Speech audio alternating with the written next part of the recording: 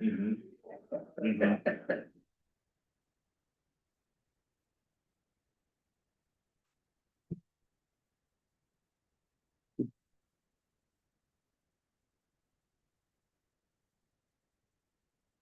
evening and welcome to the regular town council meeting for June 2nd, 2026. I'd like to call the meeting to order and ask everybody to stand for the pledge of allegiance.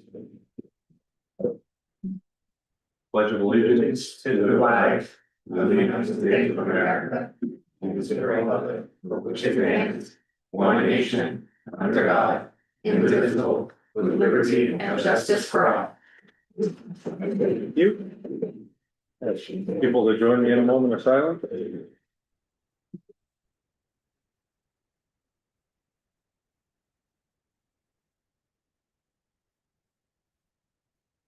Thank you. Moving on to item number 4, there's some old business tonight. Nicole, can you please read resolution 2631, tabled from May 19th?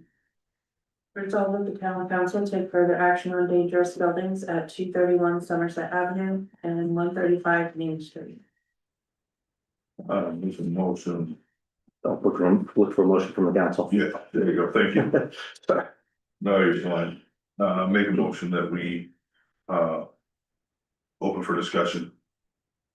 What was the number again? Resolution 2631. 2631. Yep. Moved and seconded. This is back open. I guess 231 Somerset Ave. We're still waiting on a report from Plymouth Engineering. Yeah, the engineer did the walkthrough and has the assessment. He's writing up the report and we'll have that for our next meeting For June 6th. June 16th. Okay. So there's no action that we need to take on that. We're just waiting on our report. And then 135 Main Street, is there any update on that? I know last meeting we had received an engineering walkthrough report the day of the meeting or the day before the meeting, and councilors hadn't had time to review all that. So now that we have, town attorney has reviewed that. Is there anything you want to speak to on that? Everybody's read the report. And so everybody has a copy of that, as well as the order that the council issued in February. And so, and that kind of gives context to the next steps, I think. Looking down through the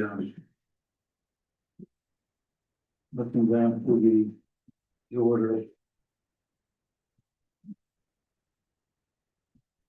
And what we- The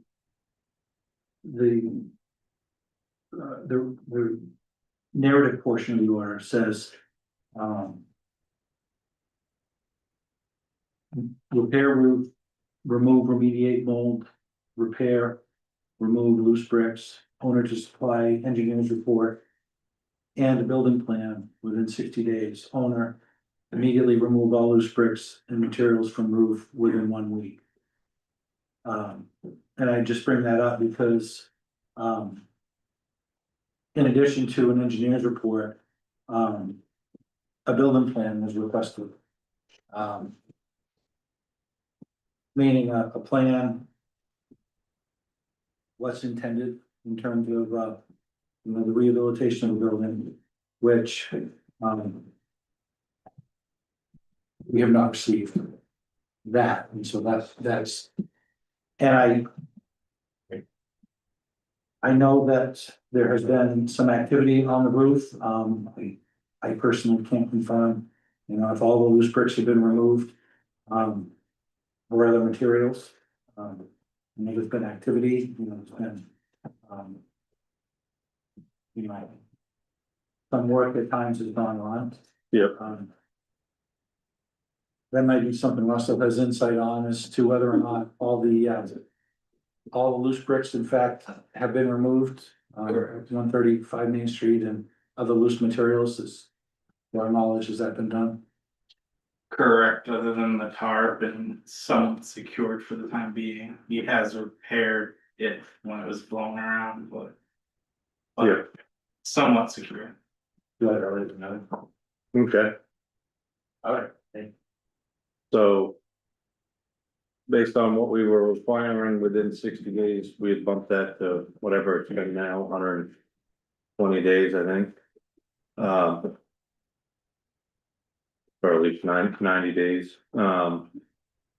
We did receive the engineering report. I guess. Nathan, do you have a part of that stipulation was to provide us with a building plan, how you plan to remediate some of the issues that the engineering report indicated, loose bricks, obviously a missing roof, repairing sheathing and other issues that were identified by the report. Is there any plan for any building plan that you're working on to provide for us? Well, I guess I don't understand building plan. What was required was that I get a stamped engineering plan that said that the building was not dangerous. And so that's what I got. I can't do a building plan until the fire marshal approves the build. So that is going to take a month and a half minimum before the engineers are going to be done with that. I think you guys understand the concept of that. This is what you guys do for a living. So, the bricks and all of the debris are gone. Everything has been taken off the roof that is loose. There was some of the tarp that was flapping in the wind that Russell was concerned about that has been cut off. It's gone. The engineer said there were just a few boards up there. I think 8 or 10 sheets of plywood need to be put up there to just secure the roof. And then, the weather is good now and we can start repairing the roof before we do anything inside. We're not doing any work until the roof is repaired, but that's the next project. We just replaced the window in the front that's been broken for the last half a decade or so, maybe more. That's been replaced. So it's no longer an eyesore in the middle of Pittsfield, but, totally unrealistic to expect us to have a building plan within 60 days. It's not feasible. It's just not. We're going on 4 months at this point, so that's over 120 days for a building plan. The first step was getting the engineer to determine that the building was not a dangerous condition, which is the report that you have, and he said in English that there is no dangerous conditions there.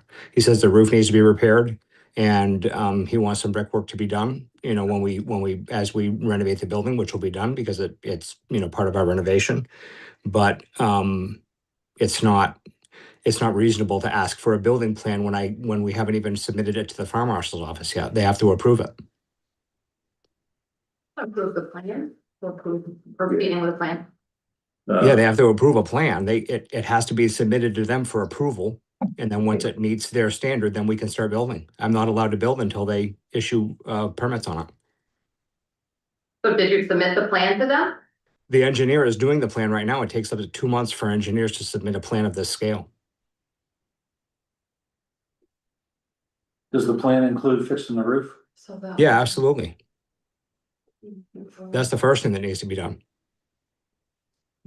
Does the plan include all the recommendations that were made by your engineer doing this assessment? Yes, of course, and I didn't need those recommendations. This is what I do for a living. I knew that stuff needed to be done. When we bought it, we knew it had to be dealt with, and we're going to deal with it. We're actively dealing with it. Okay, If it takes 2 months, then that was May 17th, so July 17th, the plan. That's a reasonable expectation that the plan will be ready to present July 17th. I cannot make that statement because I haven't talked to the engineers about what phase they're at. The first issue was the fact that I had not been noticed until late in the game that you guys were even looking to call this a dangerous condition. It was your process was started before I was the owner. And your immediate issue was, is the building dangerous? We need a stamped engineered plan, which I rushed and Right? You're in the business of fixing up buildings, so you think a building without a roof on it is not dangerous? no, I do not believe that it's dangerous. No, I mean, it's leaking inside of the building, but it's not dangerous to anybody. The engineer stamped it and he said it's not dangerous, period. I mean, if you guys are engineers and you can overrule his stamp, go ahead, but I hired an engineer and he stamped it and he said it's not dangerous. That's what he said. It's in plain English. Not an engineer, but I know if we leave a 2x4 outside for 5 years, it's not as strong on the 5th year as it is on the 1st year, right? So this is just basic materials. But the engineer has been in there, took pictures of it, inspected the building and said there's nothing that's dangerous. What is your timeline? I'm waiting on them. The only thing I'm waiting on is them. They have to submit it to the fire marshal's office. When they submit it to the fire marshal's office, I get approval, we start immediately. And they're actively working on this? They were up. Who's the company that is doing the work? Trillium Engineering and Dave Matero out of Bath, two different engineers. And they're actively working on it. They have been to the building and they've measured and they're in the process of going through the permitting process. I think, like, can they give you an ETA? I could ask them. Yeah, But I would think ask, you want- I think you would want that, and so would we, so we have an idea of when we can expect to hear and know something more. Yes, and that's fine. I just think that the dangerous conditions, on the building should be lifted. Because you asked for an engineer stamp that says that the building is not dangerous and it is not dangerous. It says it in plain English. So I would ask that those conditions be lifted. They were started before I was the owner of the building. I have proven with an engineer's stamp that the building is not a dangerous condition and it should not have those restrictions put on it. We need water in the building so that we can pressure wash the front of the building and prep it and get ready for paint. And we can't because Russell says it's dangerous. And he said once he got the engineer's report, they would lift the dangerous conditions restriction, and we could go about our business and make this, a beautiful building in downtown Pittsfield. I think Is the it- recommendations portion, so there are several recommendations from the firm that you worked with, and I'd like to know the time frame for when those will be met, because those are the issues that are outstanding with the firm you hired. So we need to But the- know when those will be resolved. Okay, but, and again, I can't answer that because I haven't asked them. The rule and the stipulation that I got an email and I got live at these meetings, which are recorded, was you need to hear from an engineer that the building is not in dangerous condition right now. The first sentence of his engineering plan says, I have seen nothing dangerous, right? The building is not dangerous. There are some repairs that need to be done. The building has been dilapidated for the last several years, whatever it is. And there's things that need to happen. Mildew on bricks is not a dangerous condition. A leaking roof is not a dangerous condition. All of the dangerous conditions that you guys deemed yourself without an engineer's report have been taken care of. The bricks have been taken off the roof. There is no more loose debris up there. And we are actively trying to renovate the building. But the dangerous condition stipulation, I don't even believe is lawful to begin with. And that's another fight for another day. But it should be lifted immediately because an engineer stamped it and said there is no dangerous conditions in that building. That's what he said. I mean, you can read it, and he stamped it. So, I mean, if you guys want to overrule that, then that's another discussion. But an engineer said it is not dangerous, and I want you guys to lift the dangerous conditions, on that building. It's not dangerous. There's nothing dangerous about it. It's in great shape. Okay, all right. There's, so tonight we have Derek is our town attorney and he's here tonight. I guess is it common for, there's no water in the building right now.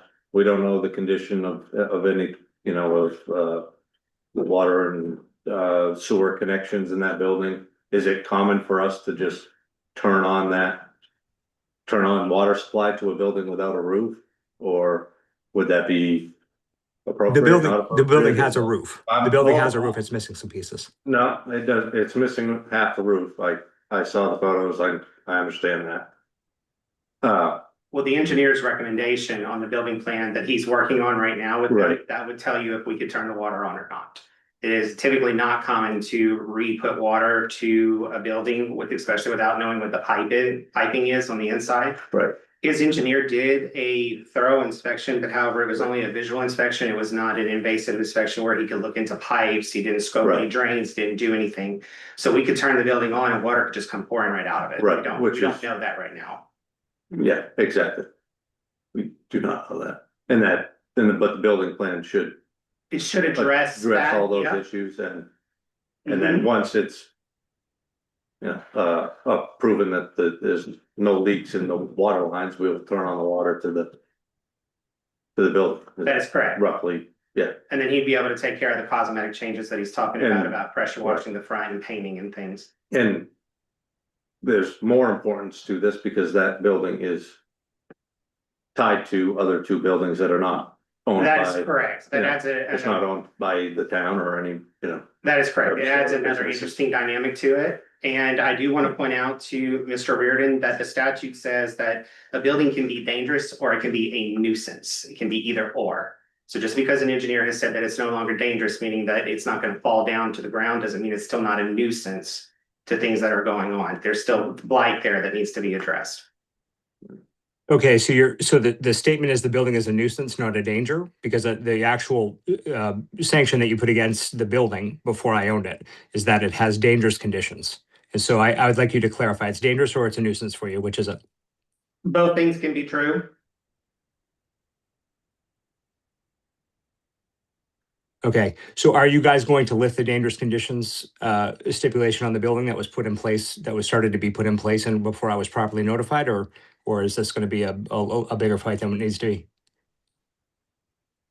I don't see why we would need to lift the initial notification. Well, Notification was issued and then it was addressed through this report and now we're continuing through the process. So I don't know why we'd have to go back. And it's well, we should go backward because I wasn't properly noticed, and I said that right out of the gate. I had never even seen the notices until I came out. You were properly notified and you waived by showing it going on. No court's gonna buy that in the world. I will defend that every day of the week. Okay, all right, then we'll start litigation tomorrow. Okay, perfect. Excellent. Ready. So what do we have to decide on here? What, so whether. You have three so options. Okay. You all right, can good. scrap the original order entirely. You Mm. can continue on the path that you're moving on now, Mm. or you can amend it. Specifically, I'm trying to figure out what does the dangerous title stop preventing you from That's what I doing was gonna anything say. within That's what I was- the remediation? Stops me from putting water on. Okay, but wouldn't you want to know that your pipes were safe before you put water and flooded your I've entire been building? doing this for 27 years. I've never had a building leak. I've never had a flood. I know this is what I do for a living. I understand it's not what you do for a living, but that's what I do. Okay. And I'm not going to turn the pipes on until the plumber comes in and makes sure that all of the other pipes are disconnected, just so we can have a spigot so we can start washing the building. The building needs to be washed, needs to be cleaned. And Russell is saying he cannot do that because of the dangerous conditions that was put on the property and the process that was started before I took over ownership. And so it's very simple. You guys can lift the conditions tonight, or I can start litigation tomorrow and we'll just see what a judge says about this, because this is nonsense. There's no reason to go like this. There's no reason for it. It's not dangerous. I have an engineer stamp that says it's not, and I want to get to work and I want to make the property beautiful. You guys are slowing me down. Let's take the whole summer and make it so I can't fix it. Why? What's the point? Nothing's preventing you from fixing it now. I need to wash the building and I can't because That's you won't not the turn the only water thing on that because of needs the to happen dangerous at that conditions. building. I'd be more concerned with the roof than washing the front of the building. It's not the front of the building. The entire building needs to be washed. It's filthy. It's been dilapidated for the last several years. I'm trying to clean it and you guys are slowing me down. I can't clean it because you guys won't turn the water on because of the dangerous conditions that you put on the building 6 months before I bought the property. It's insane. Right, 'cause That's what it is. we- There's a it's- reason it's that adjacent- towns it's don't get adjacent to developed. other Right? There's a business reason owners, that right? towns don't get developed. And it's because of crap When like you this, just- right? You, Tim, or something. If you don't speak over us, we're not gonna continue the conversation. Go ahead. Go ahead. There's a lot of risk with turning the water on. That's what we're trying to consider. There's a lot of risk. Right, there's other entities that are tied to your building. If you got a leak in a wall that you can't see and it's leaking into somebody else's building, that's coming back onto you. That's right. It's coming back onto me. There are no pipes in the wall. There are no pipes in the walls anywhere. There are brick walls in between me and the other buildings. There are no pipes in the walls. Zero. It doesn't exist. I've already looked at the property. So is my engineer. He said that the bathrooms need to be cut off so that they're not tied into the main, and you need to put a spigot on the end of it, and then that's it. It's going to go directly from the main to the spigot so that you can wash the building. He says it's standard practice. I do it every day. I'll defer to the town attorney on the rest of this conversation. It is completely up to Mr. Reardon. We can have the report from his engineer within the 60 days that Counselor Hall has suggested. And then you will know from there. It doesn't prevent, washing the building doesn't prevent him from doing any of the recommendations that are within inside the engineer's report. That's Such weird as because it fixing says the- mildew remediation. You need water. I understand you need guys don't do water this for a to- living, but I do. It's what I do. Is it common? Well, you already stated it's not common to turn on the water. Without knowing the permits or the extent of damage within the building, that is correct. The engineer says no dangerous conditions. The water should be turned on. Dangerous conditions should be lifted. Can we talk to That's the simple. engineer and say, what is the risk if we turn the water on? I just feel like we're going in blind and that's not a good idea. There's nothing referencing that in the report. So. Russell, do you still have to approve the water being turned on? Yeah, It's under a So- dangerous building. But regardless. Like an occupancy permit, right? Yeah, he can have the water turned on prior to that. Okay, That's part of getting an occupancy permit, making sure that there's hot water, toilets are flush. And it's so also- can't we amend the current order to just have? A plumber's inspection report saying that the water is safe to turn on, and then that would be what lifted the dangerous building? Just a question. Absolutely, It's a good that is within question. your purview to do that, If we absolutely. can amend that so that we get a safety statement to get a spigot at the end of the line if he wants to wash the building. A master plumber to Me personally, I provide. bring two IBC totes up there, 550 gallons of water and do it with a pressure washer, but. You have no risk, but, That's what I I think, yeah, I think. No, but to your, go ahead. I think a plumber's inspection report that says the water can be turned on could get the water turned on, but I think it's a separate issue about lifting the dangerous building I do too. itself, because originally part of the condition was an engineer's report and a plan to rehabilitate the building, which we haven't seen, which presumably would have a plan of what's gonna be done and a timeline for that to happen. But yeah, I don't think we have to lift the dangerous building if the water's turned on.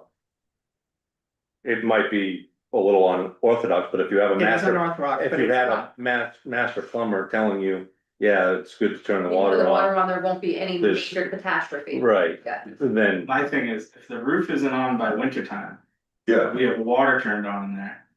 Now we're gonna deal with meters So and let's- other things. so let's put that stipulation in there now, is that. Once. Like weather drops below freezing. Like we have the right to turn off water supply. 100%. 100%. I told Russell that was fine to begin with. I think you can wrap it all up with a plumber's report. Yeah. End of summer for the engineer's report approved by the fire marshal and winterized before you hit freezing temperatures. Yeah. And that's kind of the stipulations to lift the dangerous building, but we can get the water turned on if he wants to do this. And kind of not impede his progress, right? Not get it to a point of litigation, because at the end of the day, who the hell wants to do that? Nobody wants to do that. Is that fair enough? And yes, that is completely allowable. But he doesn't require the fire marshal's approval to get the roof on. He doesn't need the fire marshal's plan for him, he can start on that immediately. Okay. He must know that he's in the So- business, so. Right. Repair to the roof can be, so why don't we set dates for that, right? Let's make that part of our plan. Let's make this plan like a Right, state, So we know- depth plan with date. right, And that's kind of where we get to, or, we enact. We basically just say, hey, no, you haven't met the requirements, dangerous building, we're shutting you down for. right, Wasn't one of the original asks to have a building plan? yes. It was. So are we abandoning that altogether, or? He said after the. We're building that in tonight. We're Well, building that in tonight. it was built in So you can before. build that in by a date. Right now, you put a solid date that's gotta be done by. Well, we did put 60 days from February 17th. That's what I mean, like, it's already been part of the requirement, we're focusing on the fact that it's a dangerous building, but it's also.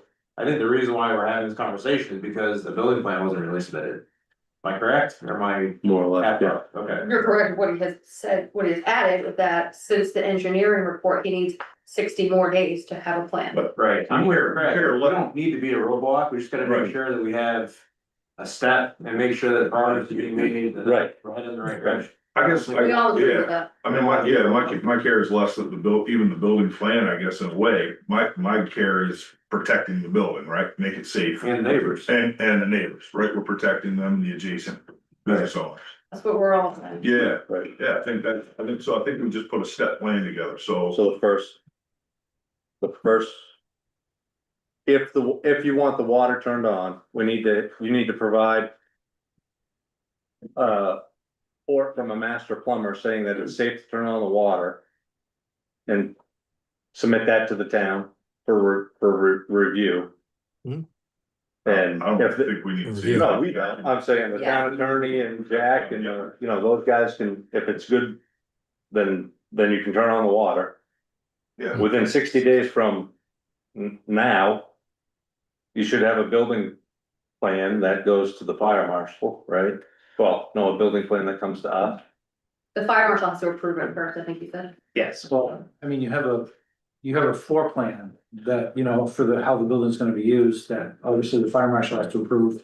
But, I think what we need to see is a plan for addressing the deficiencies of the building. That's right. We need a plan for the roof. Okay. For. You And guys have we're- had a and we're while to waiting speak. on- Can I speak? And we're waiting on your engineers for that plan of how you're gonna fix the issues that Okay, the can- engineer identified.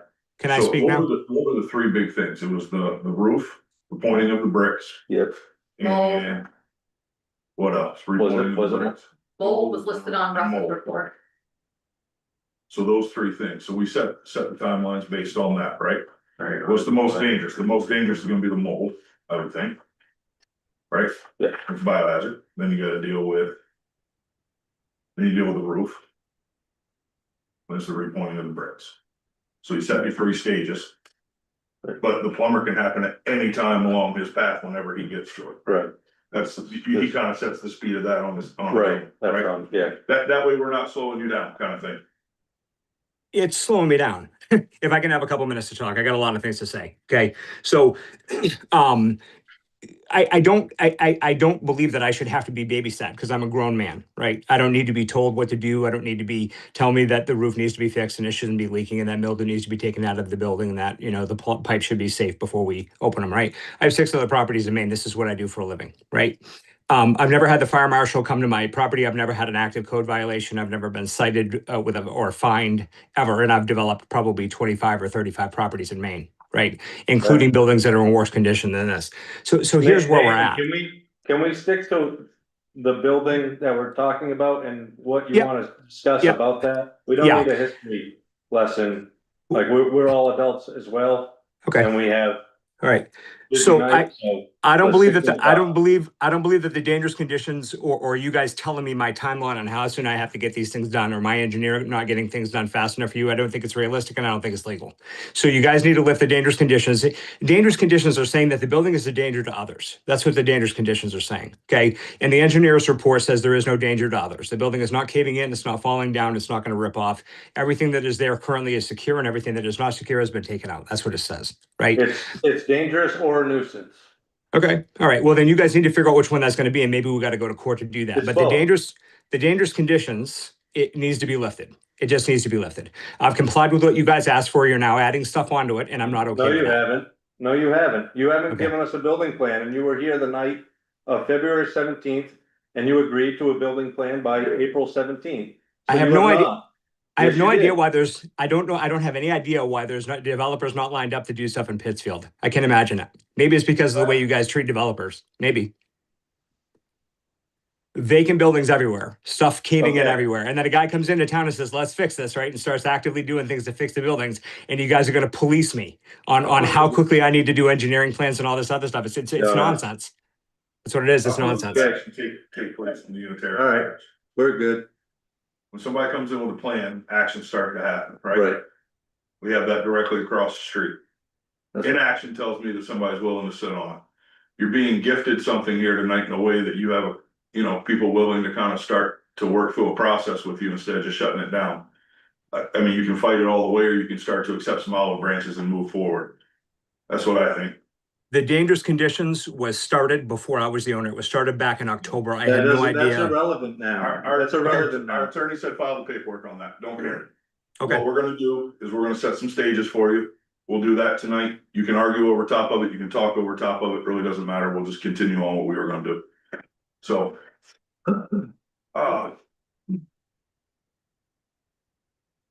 What do we want for days? Mold remediation in 60 days?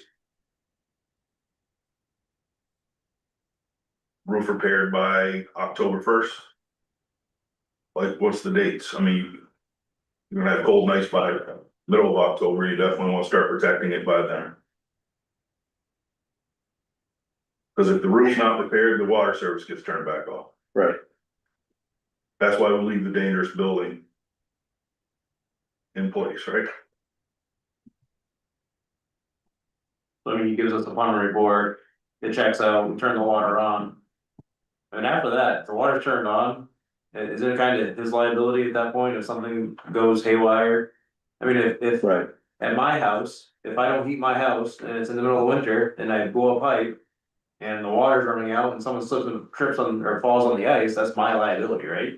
It is, So at what point, how far can we? But you're not attached but to, like in a Oh, I condo understand, it's complex. a bad example, right? But if that happens at Kleinschmidt. I think it'd okay? be irresponsible of us to say, go for it, let's hope for the best, knowing other folks could be impacted negatively.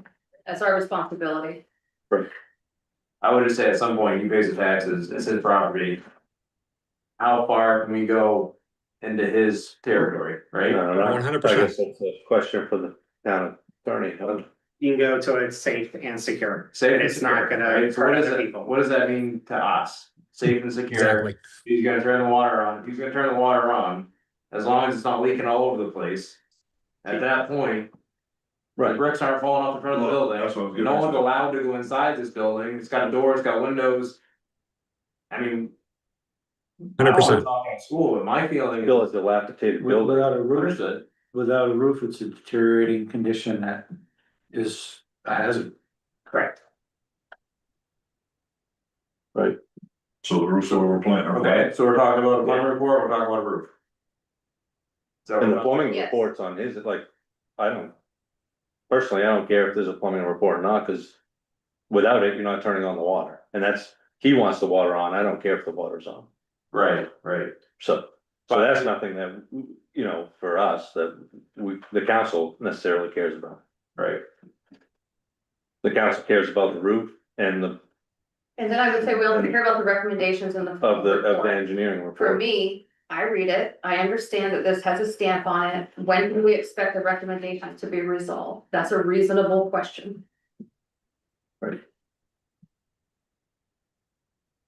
And I can't build anything until the fire marshal signs off on it, and I do not have the timeline on that, and I don't control them. The engineer is actively working on it, the engineer's been paid, and they have been up, they have measured it, and I told them it's important to me to start work on this building immediately. I said, do it, move as quickly as you can, so that I can start getting this done, so we don't waste the summer. I want to have this building secure, and I want to have it ready to be able to work inside for this winter. He said he would push it as quickly as he could. Again, he doesn't control the fire marshal's office, he says they're backed up, they've got a lot of stuff that they can deal with. He says, I will move as quickly as possible for you. And he has 3 other projects that he's working on for me. I told him this one is a priority, do the other ones afterward. Is it true that he can't do any of this? Engineering, to work on the engineering report without the fire marshal's approval? No, the code Or- enforcement officer just said that he could repair the roof without this engineering report or the fire. Right, the fire marshal's not stopping you from fixing the engineering issues that were You identified. asked for a building plan. You demanded a building plan. And I said, I cannot do a building plan on a napkin. It's a life safety issue. People are gonna be living in there. And I have to have the fire marshal sign off on that. You're demanding a Okay, plan and that that- cannot be done without the fire marshal. And now we're asking for a schedule of when you'll have the engineering report issues addressed. I don't know if you knew this or not, but I'm not the engineer. I told you that. I'm waiting on them. They have told them it's important and they are working on it now. I do not know their exact I'm timeline. not talking about the building plan, I'm talking about fixing the building. So it sounds like he'll bring a plan, ready, that's why, no timeline. You can hire a contractor tomorrow and put on a roof. He'll get the plumber's report at some point, once it's approved by Jack, Russ can turn the water on. That's where it stands today. What else do we need to decide?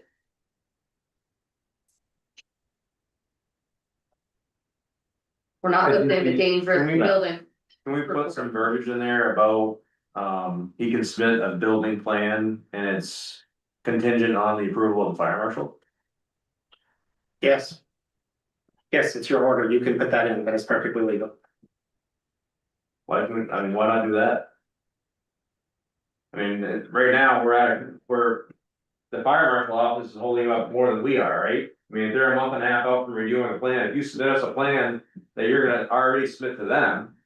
And it's contingent on their approval. Good to Yeah, go. which is fine. I mean, when the engineers have the plan done, we can submit it to you guys. I'm just not sure what that's gonna fix. I have no problem with that. I'm not trying to withhold Well, plans from you that's- guys. I'm and just that's saying what they we don't asked exist. for. And that's the only reason why we're asking for it, is because we asked for it 120 days ago. I mean, it's. Yeah, but just because you ask for something unreasonable doesn't mean you keep enforcing it, right? If you realize it's not rational, you just say, well, he's done enough, right? He stepped in and he's doing what he's got to do and he's trying to make the building safe and he's doing what he's got to do. But, just because you ask for something unreasonable doesn't mean you enforce it. I mean, you should, Well, I mean, you can though. Responsibility to see it through. And that night we asked if it was reasonable and you said, yes, it was. I didn't understand that you guys wanted an actual building plan. You said you wanted the stamped engineer's plan and that's what I provided. So Been in back, business a long Well, time. it says right here, within 60 days. And it's our responsibility to see that through. The items that were called out by Russ, it's our responsibility to see them through. That's why we want the plan. and just for context on this, the meeting in February wasn't a meeting for you to talk about your floor plan and your final plans for the building and the activities. It was a dangerous building hearing, talking about dangerous conditions that existed. So when we were talking about a building plan, back then, it was a building rehabilitation plan. It was a building plan to address the dangerous conditions. Which the we've done. issues- The issues that we identified, which are still, they're still here, and the engineer confirmed the existence of those issues. That's the plan we're talking about. It's the plan to address the roof, the mold, things like that. That was not, the requirement wasn't necessarily a plan stand by the fire marshal for where your doors are gonna be and where your fire exits are gonna be. Yeah, that's a separate thing. Good point.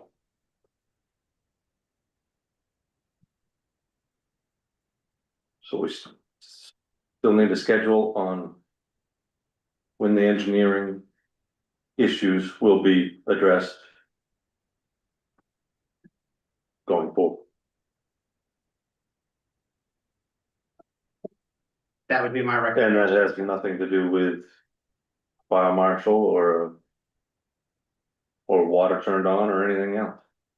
I think it would be within the council's purview to set benchmarks. To Yes, say That's what I'm saying. by the end of July, certain thing, needs to be accomplished. Or, that's a benchmark, and then we would need to see whether or not that was accomplished by then, and maybe another one in August, maybe another one in September. But if the goal is to make sure that the building is secure, the roof is secure by winter, there's 4 months to really be addressing this, with Right. the construction season, 5 months maybe. His process started because he bought a building that was in disrepair. Yes, he bought it from a previous person. However, he bought it knowing that the conditions that were in that present building. You have asked for several things, and there is one thing that he can do right now without water, without plan, without anything to show this council that he is serious and he does not need to be babysat like he said he does not need to be. Fix the holes in the roof. He can do any of that at any time. He didn't need an engineer. He didn't need the report. You see a hole in the roof, you fix the hole in your roof. Right.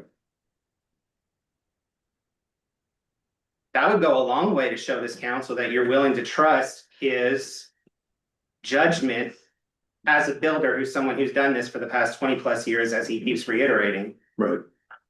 Sure. Show you that he's willing to do something. He wants to come and develop Pittsfield and develop Pittsfield. Fix I your laugh a buildings. little bit. I laugh a little bit because I just saw my $25,000 trash bill for getting all the crap out of there, and then I just saw the $2,000 I spent on the window in the front of the building, and then I get the payroll reports every week, and it's laughable to me that you guys are like, you need to show that you're serious. I'm the only guy investing Why money don't you there. start there, not on the roof? I can start. I'm on the roof. We're trying to get to that next. I had to fix the window. We had to get all the stuff out of there so that we could get the materials through the building. There was like 20 offices on each one of those floors. It was a disaster. All of that stuff's out of there now, and now the next step is the roof. No, Mr. Reardon, one question. Do you have a contractor or subcontractor aligned who's actually under contract to do the roof? It's all guys that work for me. Everybody works in house. We have 6 buildings we work on. Okay.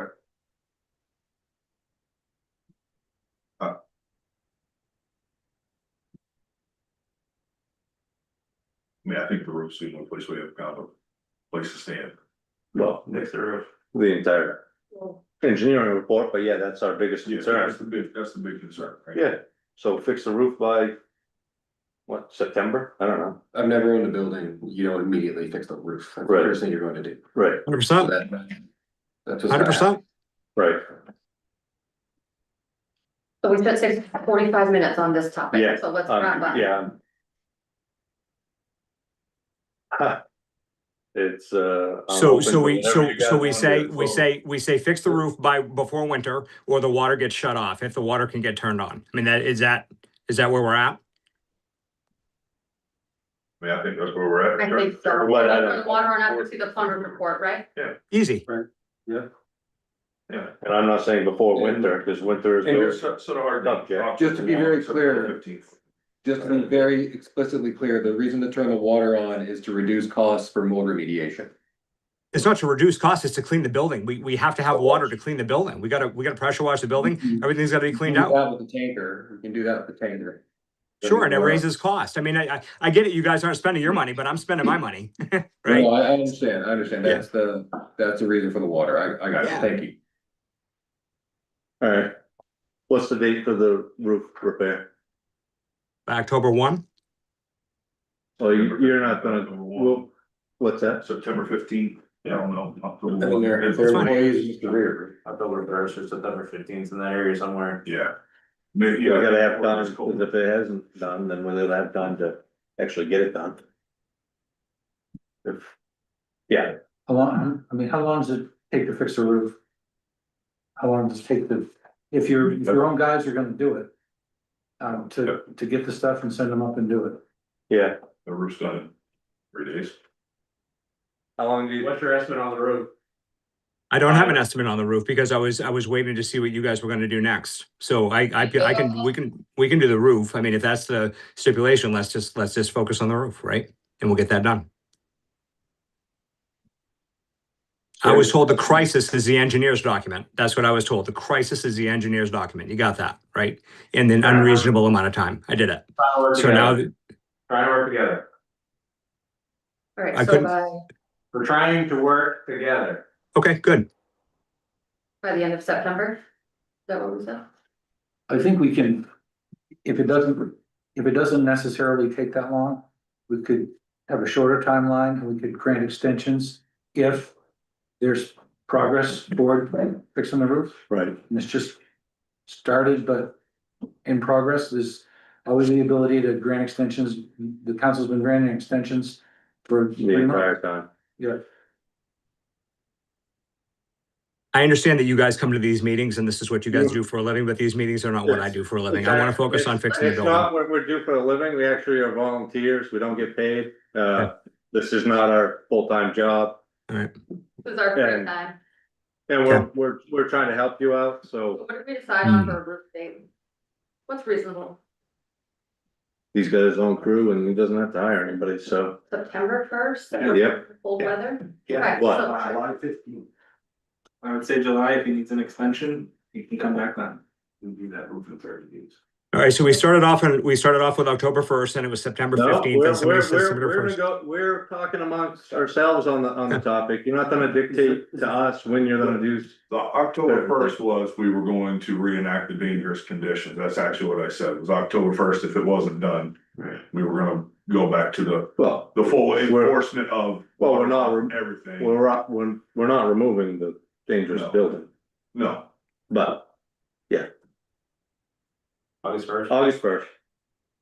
Or when's our meeting in, I guess it'd be, Okay, thanks. We'll have. yeah, okay, August 1st, We'll have the calendar at our next meeting. right. Would you, Okay, so August 1st, it needs the roof roof will be repair. August 1st, and then water will be turned To on this- after Jack approves the plumbing. We get a plumber's report. And then, yeah, and that's, yeah, Is that reasonable? Yes. Thank you. in the meantime, there's a pile of trash in the public parking lot that could be removed. It's littering at that point, so. Yeah, we're gonna need a motion to make those changes. Good luck, Greg. Alright. Alright, make a motion that we amend You guys good? ordinance 26-31 to reflect the changes. Water, water to be turned on pursuant to acceptance of a plumber's report, Master plumber master report plumber's report. Approved by Jack. and code And- enforcement. Yep. Yep, by town manager and code enforcement officer, and to set a deadline for roof repair on or by August 1st. 2026. And the building plan be submitted at what point? Everything by August 1st, that's within the August 60 day, Okay. August 1st deadline for building plan as well. And the building plan is the plan to fix Well, that'll be all of time for them. the fire marshal to do their Right. thing, and you can guess the plan after the fire marshal signs off and everything. And we, But I think that probably eliminates that hurdle.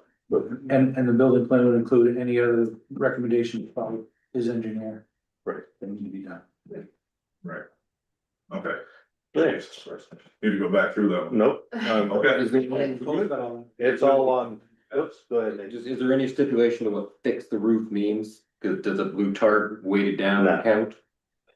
I mean, we just wanna make sure we're not back in the same situation when we're. It's outlined in his. in the report, Recommendations. In the recommendation by his engineer was that it needs to be repaired to eliminate water That intrusion. says. The roof coverings also need to be repaired in order to limit moisture intrusion to the existing building. It's not very explicit. So Replace missing sheathing in the areas of the roof that have missing sheathing and are exposed to the elements. Yeah, the roof coverage will need to be repaired in order to limit moisture intrusion to the existing building, so that basically means a substantial. Is there- Right? and there are standards by Lubec, right, for roofs? Correct. I would say, just like Donnie said. according to the current building.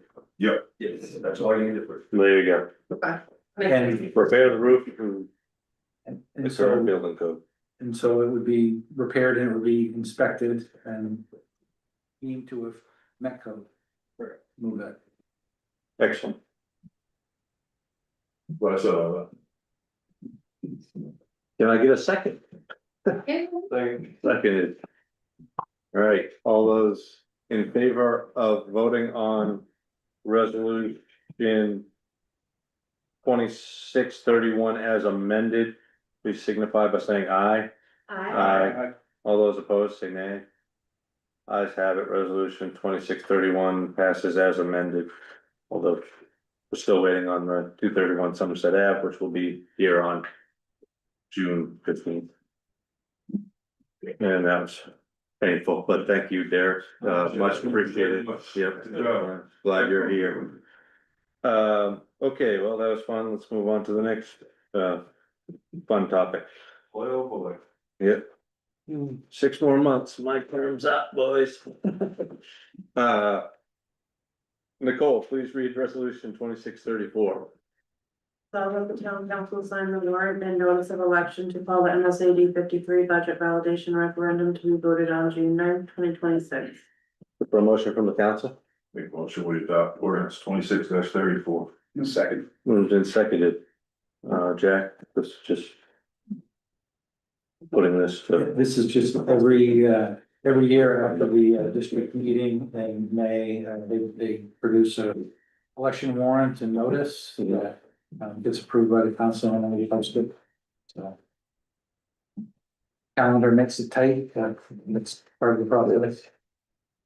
all right. Any questions from the audience or the council? Hearing none, and since we're ready to vote, all those in favor of resolution 2634, please signify by saying aye. Aye. All those opposed say nay.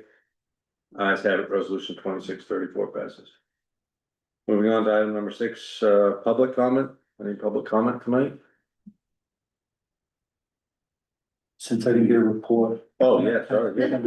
Yeah, sure, go ahead. I guess. I'll be quick though. Yeah, less than 5 minutes. I wanna mention a couple of things. One, some of you might already be aware of, but, Chief Morris, let me know, that he is gonna be leaving us, the end of June.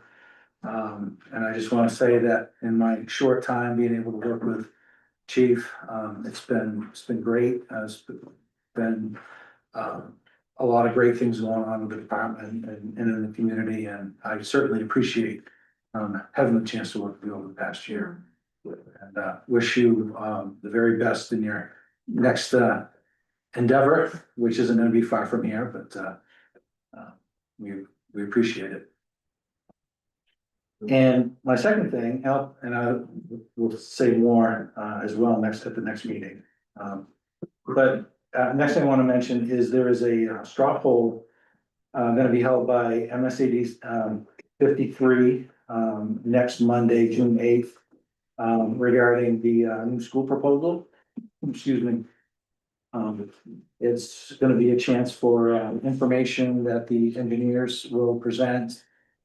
School administrators will present in terms of the overall picture, the plan, the benefits, the state funding that's gonna come into the project and so forth. That's at 6 p.m. at the Vickery School, I believe in the gym, Vickery Gym.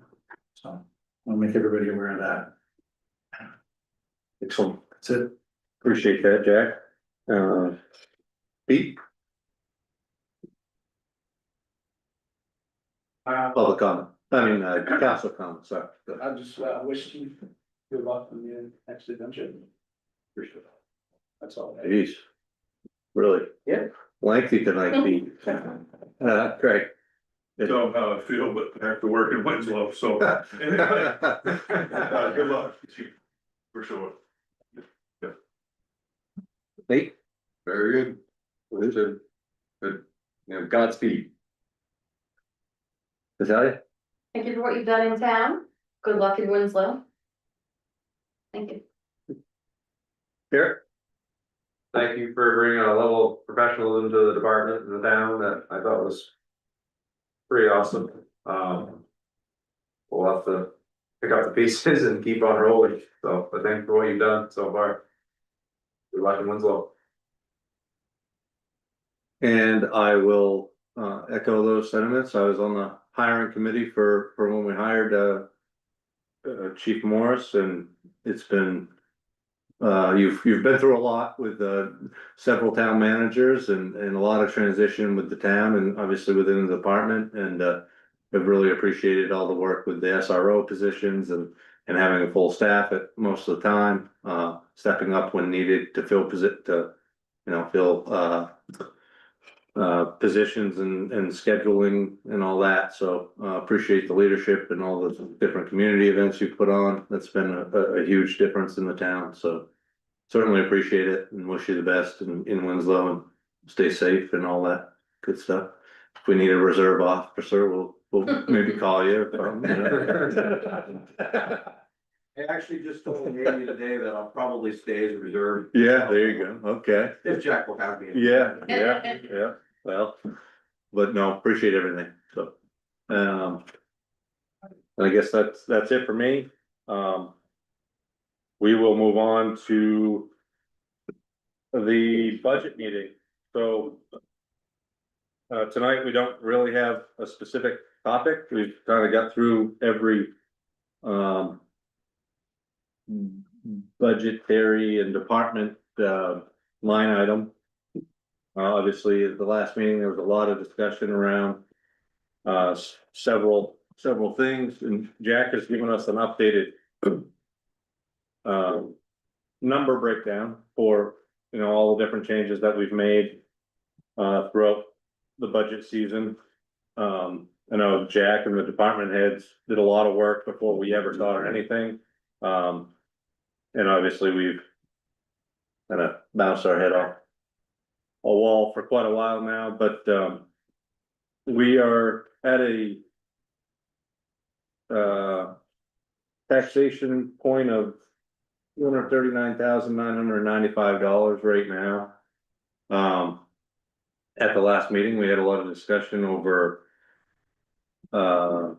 the TIF position, which, well, when I say TIF position, it's actually the grant administrator position that would be funded by the TIF. We also discussed well, pretty much every department and option, but I kind of put, well, we asked Jack to think of any creative ways to limit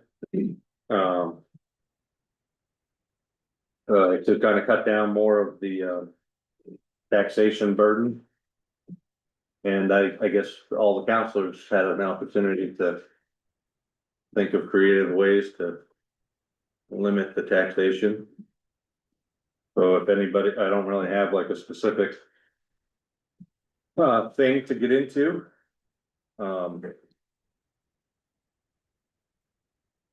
But obviously, if anybody works within the changes. So you want Jack to remind us of the changes that we made? I was looking at that list, I just can't recall the rec wages, where that came from.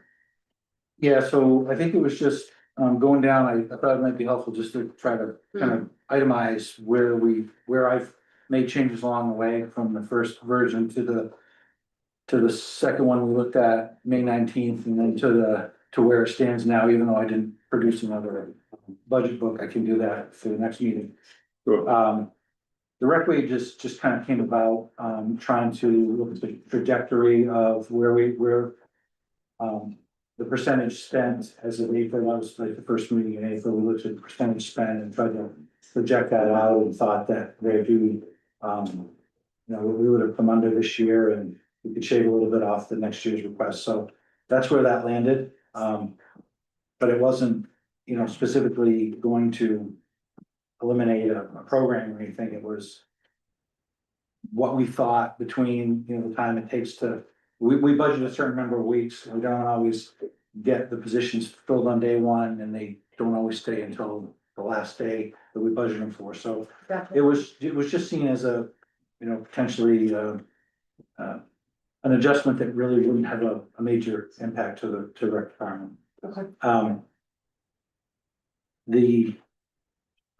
The other ones are pretty straightforward. We dealt with the social service and the council wages at the last meeting. The cruiser, we aren't gonna buy a cruiser anyway this year, so we elected to remove that item from the capital budget, knowing that we'll probably have to do a lease purchase next year for a cruiser. Just in terms of, when we were in the cemetery budget, we looked at the amount we use for gas, and we just made a net zero there where we added to the gasoline and added to the revenue that's gonna offset it. We just figured that looked a little bit out of line. That was a net zero there. And so some of the things that and everything to that point is in the summary sheet. So when we look at this number of 239,995, that's everything before you get to the pending items. So last meeting we talked about Sorry. ability- line 78. Got it. yeah, line 78.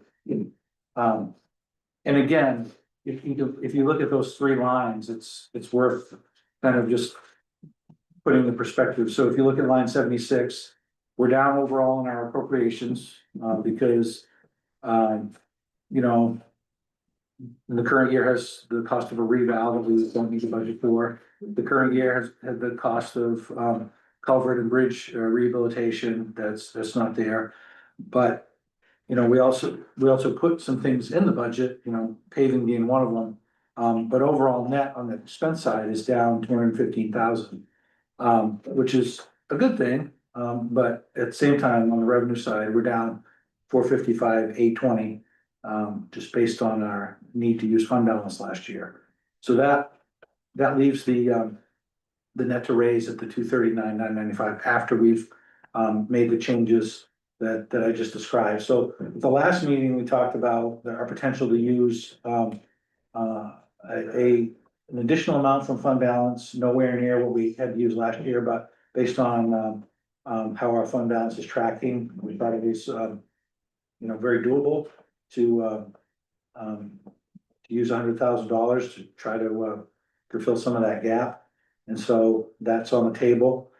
Something I wanted to suggest, is that in the capital items, we have $20,000 for public works.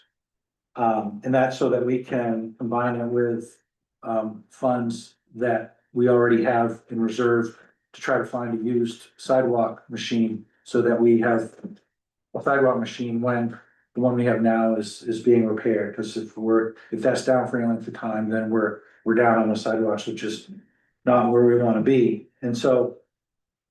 But we also brought in $22,000 from selling those surplus items. 10,000 came from the Wheeler that we sold, and then the rest of it, it adds up, 1,000 here, 1,000 there. So my suggestion for tonight is if we take the 20,000 out of Public Works capital, but we appropriate the revenue from the sale of surplus equipment to the Public Works reserve account, then we can relieve this next year's budget by 20,000, and we can still have enough to find the used sidewalk machine. And so I would be willing to put that on the table. Thanks, Fred. Yeah. Sell equipment and you're investing in equipment, I have no idea about it. but no brainer, Yeah, for sure. seems logical. I have one question on this. Yep. The 100,000 from the fund balance. Mhm. That's in addition to the 300,000 that's on this breakdown. Yeah, So for the unit would be 400K. right, but if you look at that purple line over this, line 76. Yeah. That's how much we used last year, so it'd still be a much needed drop. We were at, with the one-time capital projects that we were using our fund balance. We're getting close to a balanced budget. Mhm. Yeah, Closer. Closer, yeah. Closer there. Okay. And we, yeah, Closer every day, another. closer, as So- close as we're gonna get. All right, so we're good with the, We'll be dead on. so you're good with minus the 20 and plus the 22 and. So the overall, we are now down to, whatever it is, 239. I just like two 219 piece here, it's kind of prophetic in the middle of this page here, and I said net zero, I love it, exactly, it's like you call it right. magic words. Music to your ear. Absolutely. you're down to 220. And then, Flat. So we're at, did you make the adjustment for the loader? I think you had 100 grand in the budget. Did you adjust that I to did not. 70 something? I didn't make any adjustments on the loader, only Or because, the wheel? only because I don't know if we're gonna be able to do the Wheeler for the 125. So for under the, and where it hits the budget really is under leases. There's a lease payment in there for $225,000, and I think it's $42,400. If we did a 6-year lease purchase for $225,000. And that number came from $100,000 on a used loader and $125,000 on a single axle. We know we can get the loader for $30,000 less. We don't know if we can get a single axle that is all set up to plow, that is one we want. We don't know that we can get that for 125. So we can roll the dice and see if we can get one for 125, or we could leave the 30 so that if we need to go higher on the loader, we still can fit it under the debt payment that we have in the budget. I'll leave it to the experts. Can you get a loader for, a wheeler for 125, or you don't need 155? It's a single axle dump truck. Back when I was doing research, it's probably 4 or 5 months ago. So it's kind of, people are not buying new, obviously with the increases in inflation and everything, so these used ones that are good. They're like 130, they're not gonna go faster than, can even make an offer or even say, would you consider holding them? Right. I'm finding a lot in the 2016-17 range, 18.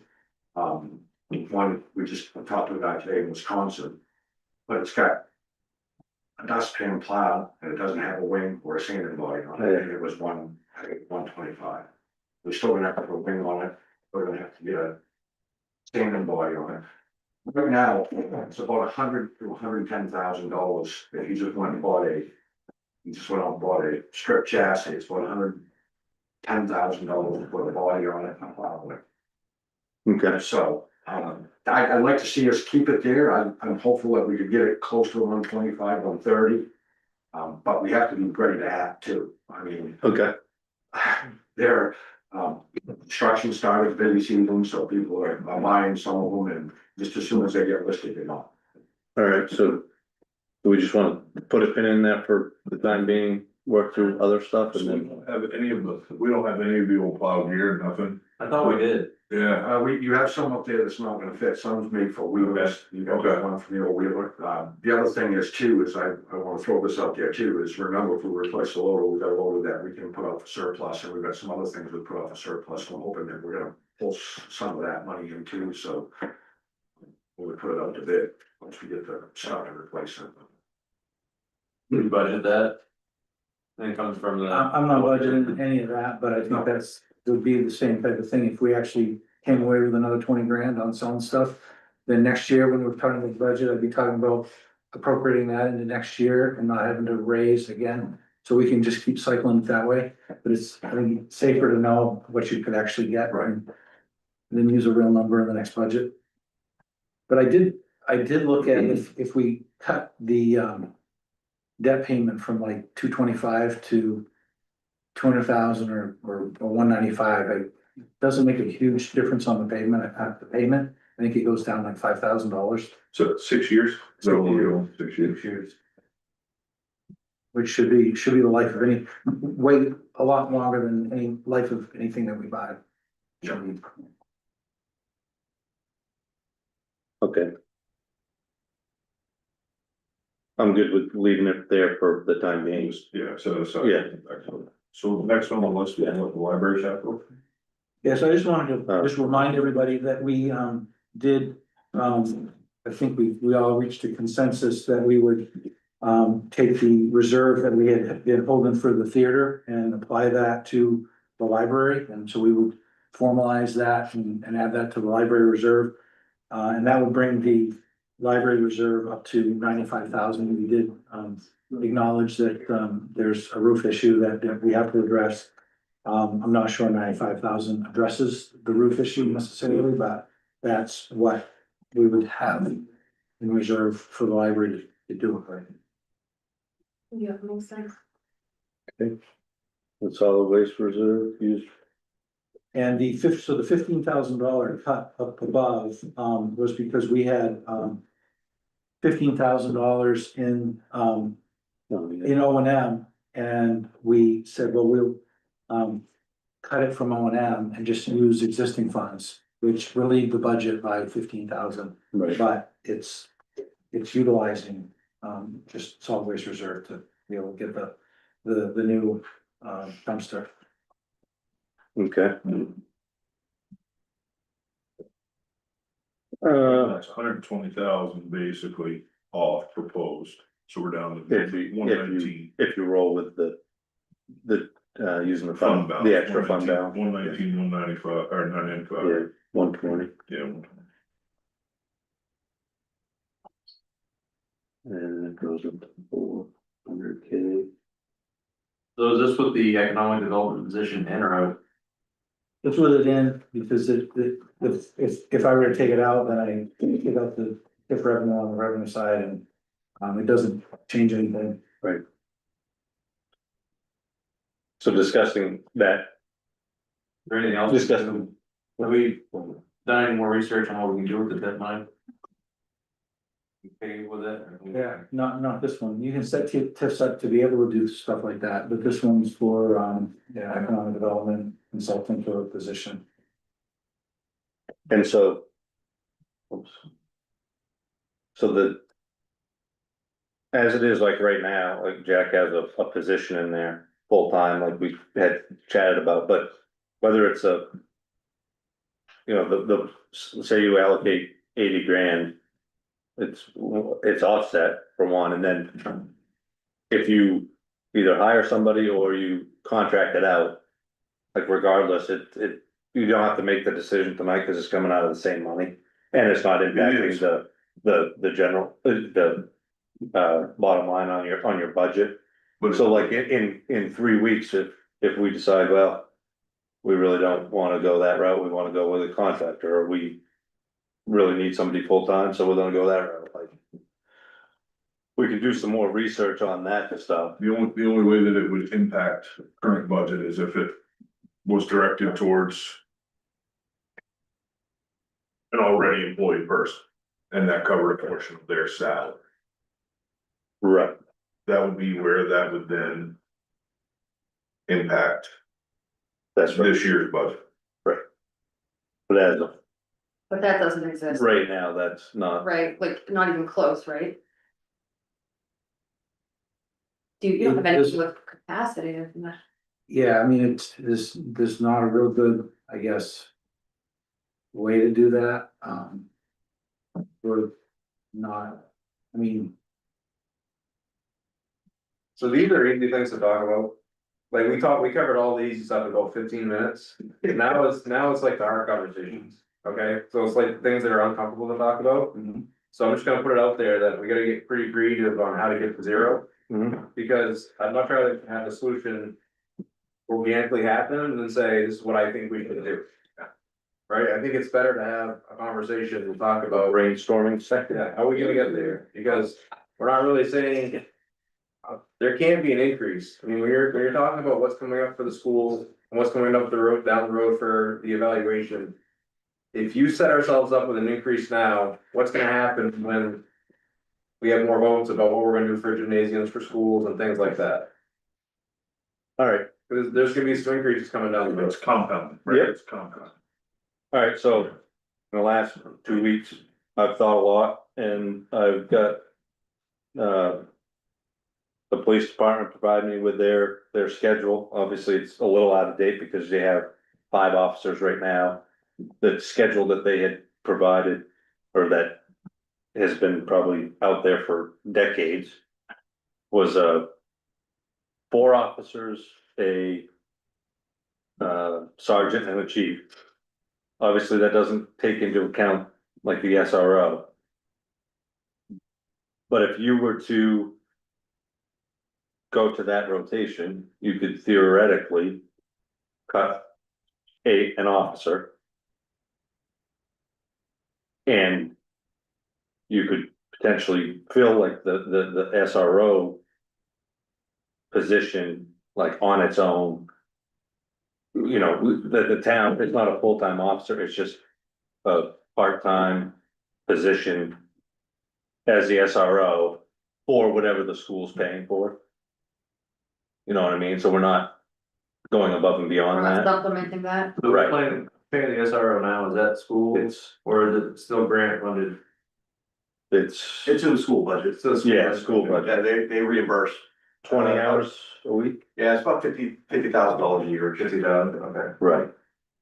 So So why that, does that start as a grant? For the 2.5 years, that was a grant and then it rolled into.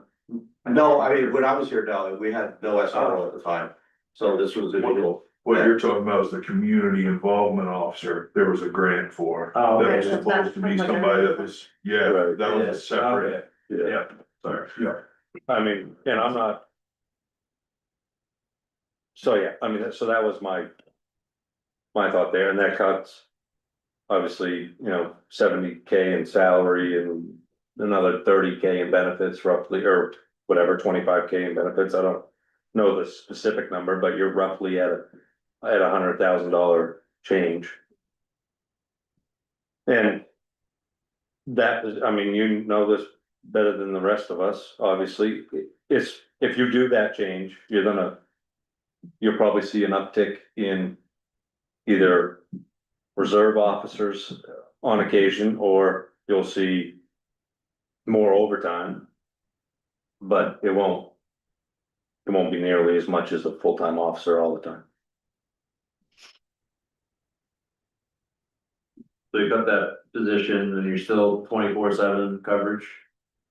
I think that's up to the new chief and us and, you know, whoever else, comes into play there, but. Is You know, there, and maybe it's not, yeah, maybe it's not 24/7, you know, maybe you have to have. Different scenario and you're not. I mean. I did as much as I know, I used Copilot the best I could and I got some pretty unique schedules that I was like, well, that doesn't seem like a fun way to live a life, but. There are a lot of different scenarios and it's. I think it's doable, I think. It may take some creativity or not creativity, but it's gonna be an adjustment, obviously. It's, but correct me, have you had 5 officers the whole, like, Yes. the whole yeah, time you have? Yeah, so my opinion, that's dangerous. Yeah. Just so you. That's fine, yeah. I already cut one last year, Mhm. to help reduce the budget. What you're suggesting is basically, these officers are gonna be working around the clock. There's not gonna be any vacations for them, because if there's a vacation, they're gonna be strung right out. And you're not gonna you're gonna be able to keep anybody. That's what's gonna happen. You know, and I think I've built up a good pool for you. And I think at the end of the day, you're gonna put a lot more on these officers than what you should be. And again, you're gonna lose good people. You know, because of it. Is there a schedule that? That would work for our community and the needs for our community. That. Would allow them to work of. A schedule that doesn't burn them out and make them wanna leave and. Yeah, 100%. It's a schedule we have right now. Because the way the schedule is built right now, there's already 4 days of overtime built in. Okay, 4 days where I come in, or the sergeant comes in, to help reduce overtime. So you're gonna lose that as well. So, and that's, keep it in that summer. In the summer, it'll be fine. You're not gonna have those 4 days. But in, you know, during the school year, you didn't have that. So, but again, it's all what you want, where you wanna spend your money. You know, I think it's dangerous. I think you're gonna be going back to where it was 3-4 years ago, which is, again, it's not something I recommend at all.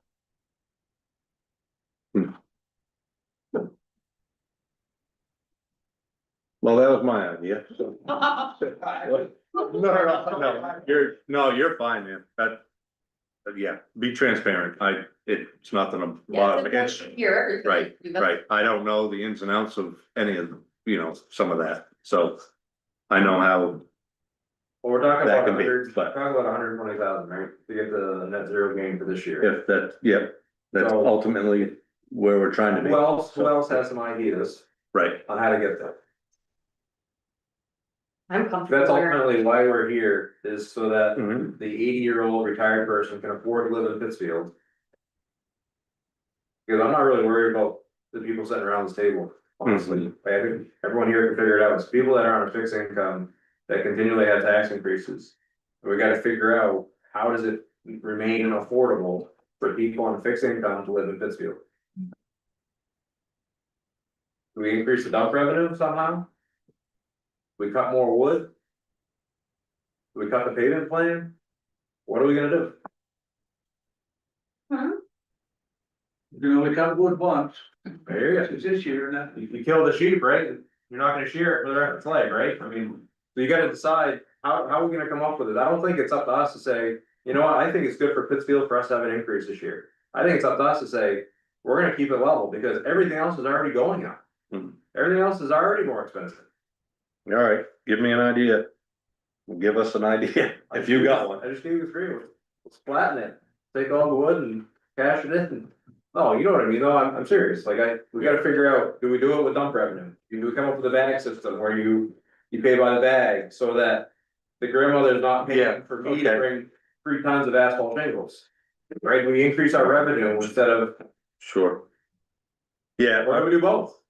Is it a combination? is there, I mean, if Nate brings 6 tons of shingles down and can cook it off his shed, right, my grandmother's paying the bill for that, right. is that really a good look? Is there anybody in there anybody in the town, Jack, that does not already work in an admin role here in the office? That could be transitioned into some portion of that community development role. Maybe they step back a little bit from a current position, we roll back hours in another department. I mean, that's not gonna change the 120, and that's what we need to focus on. But it will, because if we take a portion of their salary out of the budget and cover it with the community development, somebody that would actually be good at community development. I'm not talking about just slapping somebody in there to do this. Somebody that would actually fill a role, right? Is there a qualified individual that you can think of? Is there somebody that's part-time at the library that'd be looking to go over there? Is there? I don't know, like. God, forgot, If I were, does Amy have time in her schedule where that could be? if, That's what I thought, she's kind of doing some of it now, If right? she has a passion for it, Yeah. right? if I were to add economic development assistant or something Yep. to someone's title, it would be to her title because of the, just the outreach that she does, in terms of, the community and,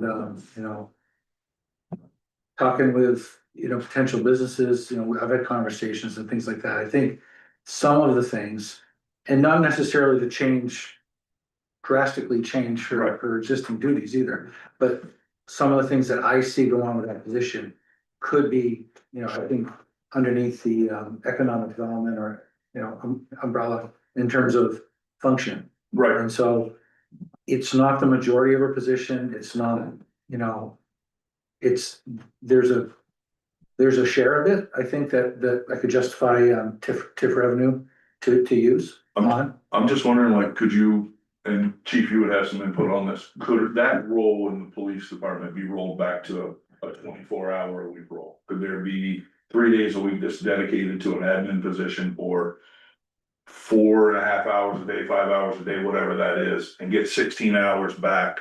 That's, when you look at salary and benefits, you're probably looking at $35,000, right? If you can pull 40% out of that daily. And this maintains somebody in the town that has a passion for the town, that does a great job with this stuff, right? That's kind of. So what you're asking is if that position could do dual roles? Yeah. Yeah, I believe, personally, I believe yes. Okay. I believe that's already within her scope for her job description. I don't think they'll review it again, but it does talk about doing community stuff. I got that. Which I got that. So yeah, it's already in there, I believe. Yeah. And obviously, you're talking about extra duties and everything. I don't need to throw other stuff on people, but at the end of the day, I think. I don't wanna speak for her, but I think that's something, she'd be definitely interested with the grants and. She appears to have a passion for this side of the town, right? She's on the Heart and Soul Committee. She's everywhere. She's driving a huge driving force in the diaper drive and the bike rodeo. I think she's online too, by the way. Oh, is she? It sounds like she's usually the first to know what's going on, so maybe as far as digging into grants, she'd be able to research a lot. Right, and I think that your grant writer administrator position is still a valid. Big need here, right, in this town. But again, and I have a unique perspective because of my wife's situation, the way that she works. She's an independent contractor, right, that works in some of these things. You would still have a lot of money on the bone to hire out a dedicated contractor, but it's not someone that you're responsible to beyond the life of the TIF, right? At the end of the day, if the contract runs out, they understand the contract's out. There's not an emotional connection with anybody in the office. They're remote. And I think that's a huge piece. You're not disadvantaging somebody from the town and all of a sudden ripping $65,000 out of their income because that job's no longer available. It's a contract position. Becomes a little bit more manageable, I think, as a town, right? In keeping that family theme kind of thing going.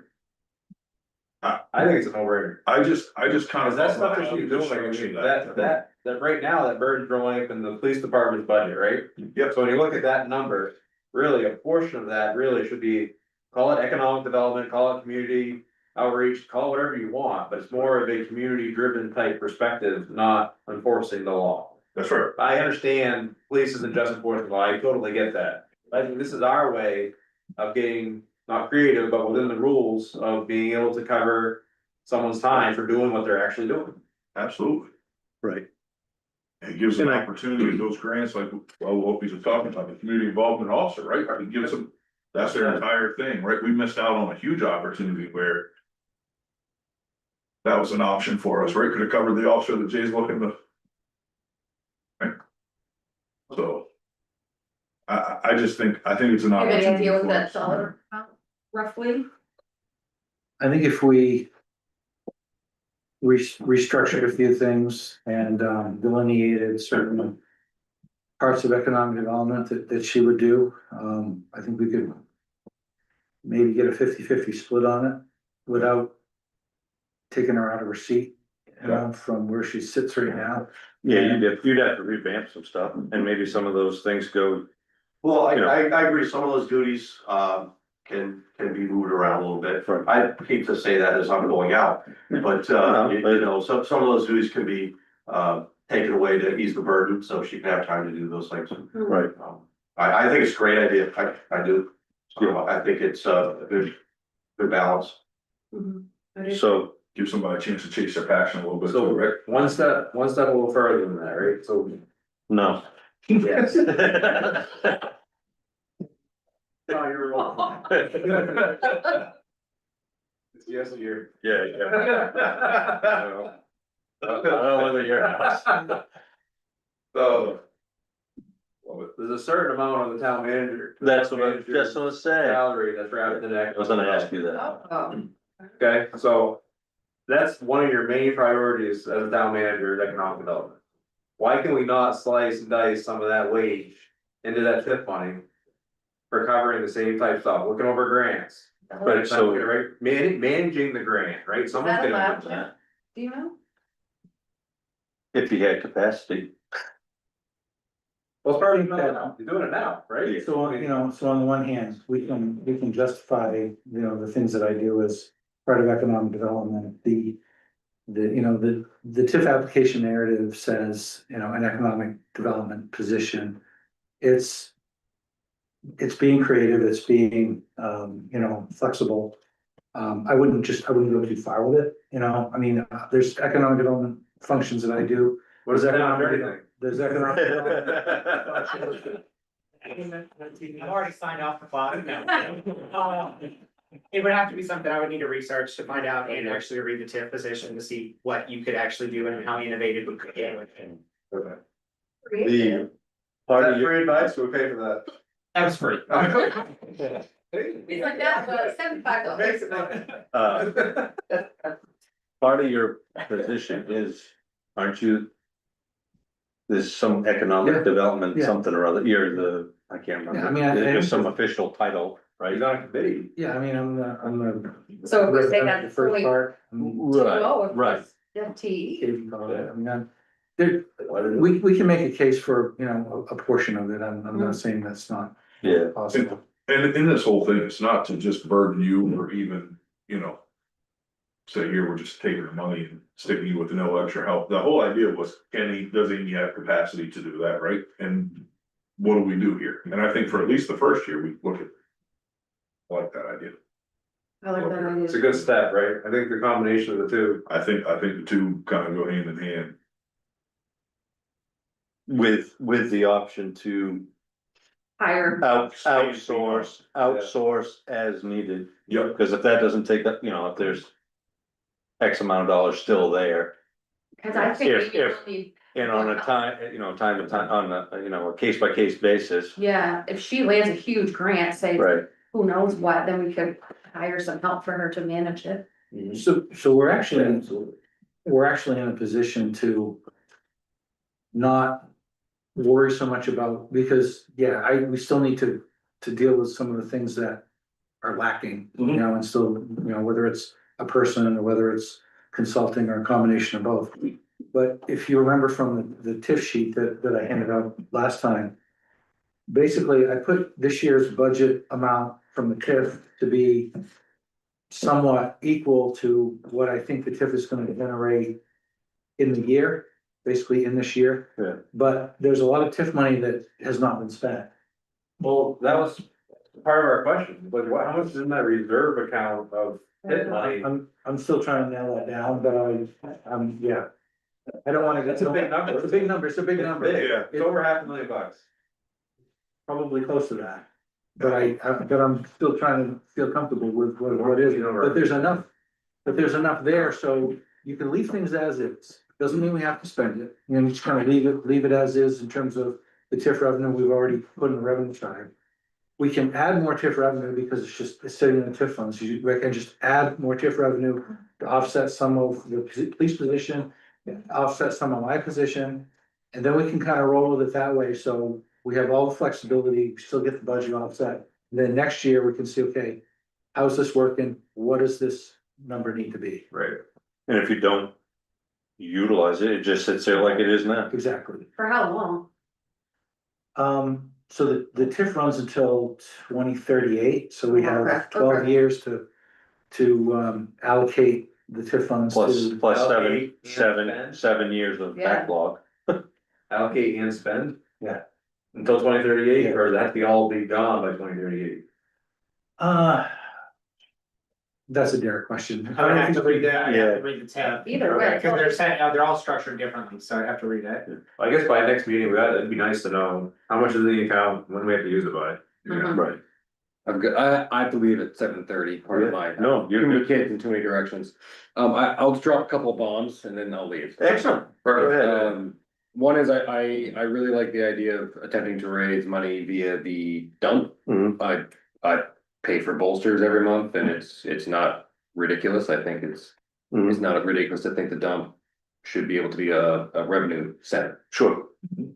And that also doesn't mean that you can't have a 60 and above non-commercial discount for retired Mm. people.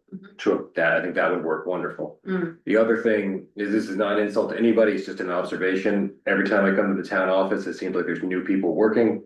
And it just seems like it's a high turnover. Is that something, do you need as many people there working all the time? Are they burning out? Do they need more? Or with the advent of AI and the ability to use agents, is there an opportunity to cut a cost of admin in working at the town office? Just something I've noticed working here, or coming in and out. Observing, yeah. Yeah, that's it. So, I know. That's great. So now that I've dropped that. See you next meeting. Yeah. Thank you, Nate. Appreciate it. Thanks, bud. So I guess let's address the second part of the, I wanted. Because I think the other part's gonna be a longer. So to his point of, admin in the office and turnover rate and. Anything like that, are there any opportunities to?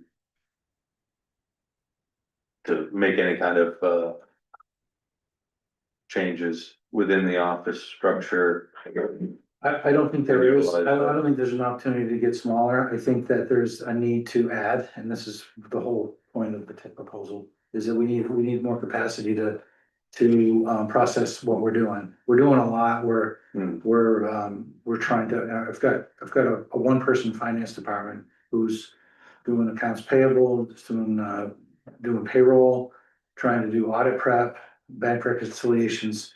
That's annual, we have coverage out front, but basically one person in the tax department that's trying to keep track of liens and, and foreclosures and motor vehicle. It's just, it may look like a lot, but the turnover that you saw is, I think, just one person that's new.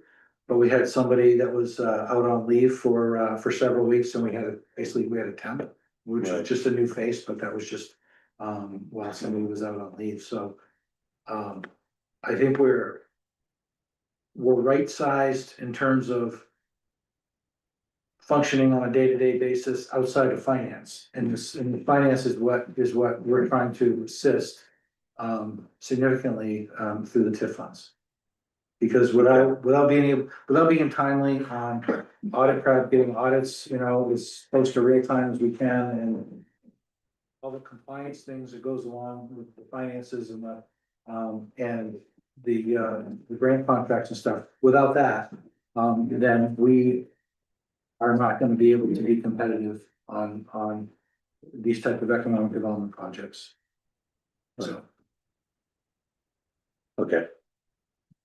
think we're good on that topic for the moment. What do we, alright, so where did we land on what we believe our savings is gonna be out of what we're gonna? That's what I was just looking at.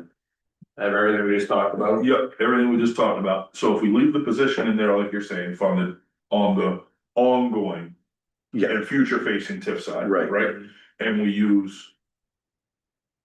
Backward facing Right, surplus, we'll call it that we have at this point of funds that haven't been. right. We can, Which would we can be- use that to offset part of Amy's salary and part of yours.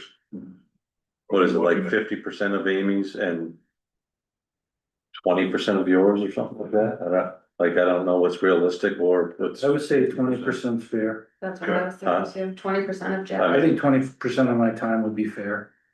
And that goes for benefits, and is it just salary or is it benefits? It's the whole cost. The whole thing, okay. So. Of course, we Based break on, that up, well, yeah, the administrator manager is lumped in with everybody else in the, I can do some quick math. So I don't know some of that, but 20%. you can give us a rough idea again, same as the administrative. That's person. 20% through, right? I mean, that's 20% burdened up, That's right. health insurance, Yeah. mileage, everything, Right, total cost of them, right, total liability, I guess. yeah, total. So while you're punching your calculator, the other comment or question I had was there was a part-time person down at the transfer station that was bouncing from department to department to help fill the void. Can that person work for the cemetery? Help with their needs down there and then sub out to the other departments to help them? Cause I know we're looking for some help to transfer to the cemetery, Right, and that role is funded a little differently than the transfer station. right. Is that feasible, or does that make sense to do so, I know you got We're one. already doing that, cause we're on. Right, but it's being funded by the transfer station, we're saying have it funded by the cemetery So we, for Again. intelligent reasons. We have an obligation for our license and to have so many staff on duty while we're open. And that's the big picture that everybody keeps throwing out there. You can put one person down there or two people down there. And you could have us going everywhere, which we kind of do, we kind of help it out anyway, because we're short. But at the end of the day, if EDP walks in there and there's two people and we're supposed to have 5 people on duty the days that we're open to man those stations, we're not holding our obligation. No, but so Donnie, we're not saying to change really anything other than how it's being funded. And that's what. So just the way you're doing it now? Next and that, what I'm doing, but I'm also now, you're gonna start noticing, I've got invoices, I've been invoicing the cemetery for. When we're down there digging graves or down there, if we're gonna be helping out I just talked to Jack about our man hours, if we're spending. Let's say 2 weeks down there, with 2 guys down there supplementing with a stranger. Sure. It's gonna go back against that trust, or it should go But- back against. But if it's funded through the cemetery, then Donnie doesn't have to do all that friggin' paperwork to write an invoice and charge the thing and. You know what I mean? If they work for the cemetery and they're helping out elsewhere if as needed. I mean, I guess it's, but I think that the crew always gets assigned to do something down there when there's a need, right? When there's a need. Yeah, I mean, when, basically it's the same way, I've used Jim in the past, when Jim Allen's come down and we've been short-handed, he's come down and filled in at the transfer station, they want cardboard or something. So you're saying that without moving the position, you feel that you can aggressively capture. The revenue side. You'll be seeing, like I said, the revenue side. To offset that so number. hold on, do you have that in there already? In the budget, no revenue from I don't have any. cemetery to public works. So what I have in interdepartmental revenue for public works is the interdepartmentals, the water and sewer and the rec. Those are the only 2 interdepartmentals. I don't have any interdepartmental revenue from cemetery. If we just look at, okay, for string trimming, based on would you say 80 hours of 80 string hours. trimming in a season that Public Works would do? Maybe a solid waste person would be part of that, you know, but what they would do, I think that came up to $6,000 that I could add to in a Department of Revenue. All right, so that would be +6. Is one of the things that I always get, if you actually look at the budget, the way it's created, is like Public Works is the highway, it's the cemetery is listed under the Public Works, the buildings ground is under the public. Right, Works. yeah, everything's in there.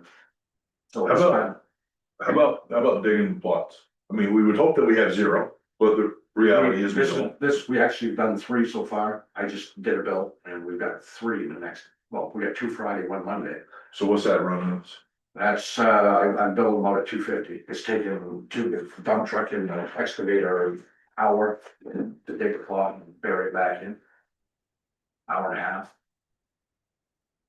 If you rented that out, because most things are done on a day number.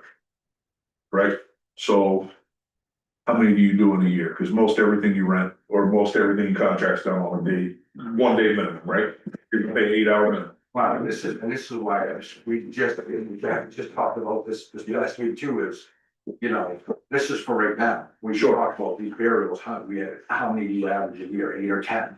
You know, I just told, what did I give you for number, Jack, $600? I think it should be $600, that should be our cost. So I don't know what the cemeteries. So that's the next charges to do. That's the main But rent, right? And then the equipment rent is, So we've an rented, excavator of your size is somebody to do that. $700 a day. $600. Yeah, okay. So that's $1,300. What? Cause the excavator's $600 a day, $700 a day, the size of their. Well, they've subbed this out to people that have done it and they do it for $600 a day. And that's So- why I said if we can. That's what the dump truck is with everything. I'm just saying. Okay. How other people, Yeah, you've had a third party do it before. And the reason why we've done the 2, that I currently bill the $250 is because when Roy Hodgkins used to go down there, he had his backhoe, he'd go down, he'd do it for $250, when it was a full bill, he'd dig it, Well, push it that was a long time. ago. 40 years ago. Correct. diesel was $2. Yeah, I mean. And the reason we. No. Changing that. Yeah. Because if they're charging, we're charging $400 for a burial.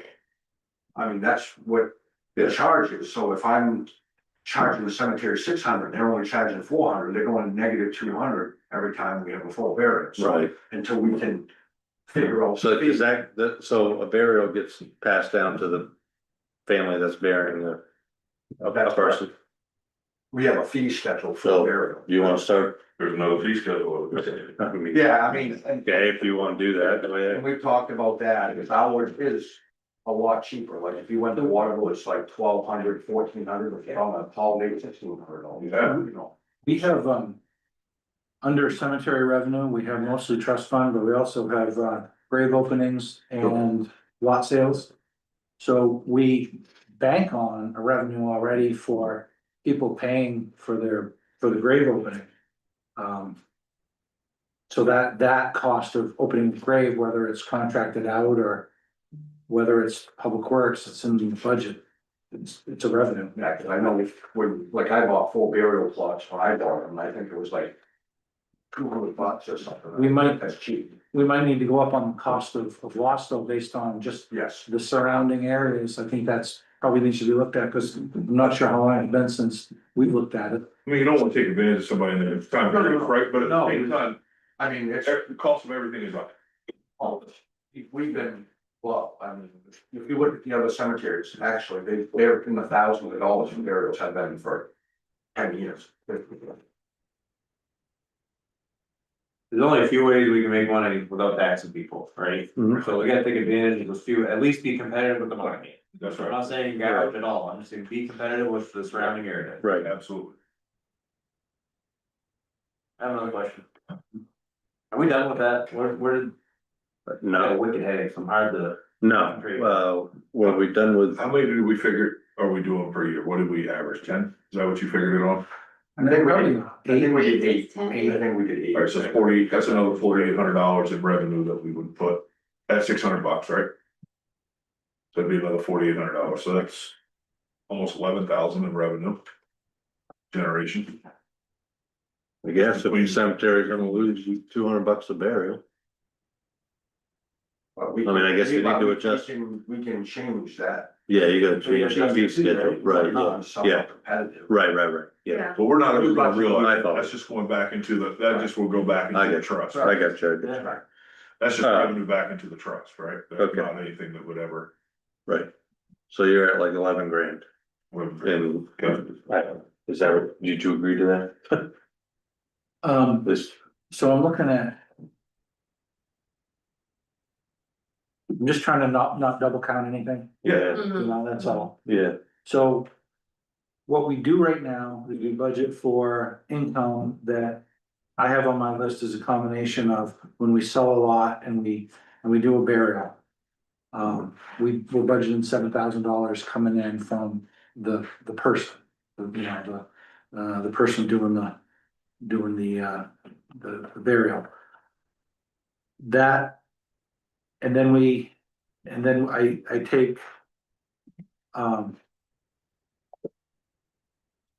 that plus whatever else is in the cemetery budget, and I project that as, income from the trust fund. So in other words, I'm trying to show that we operate cemeteries at a net zero cost to taxpayers. It's either gonna come from the trust fund, or it's gonna come from the person paying for, their lot that they buy, or it's gonna come from the burial. So if we look at the cost that we're paying for the burial, that's kind of represented here by the revenue that we're getting for charging for the burial. And that's on the income Yeah, that's on page transfer four. O and M. Big what?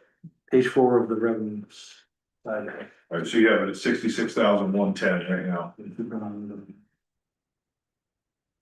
Oh, no, 7,000. right. Okay.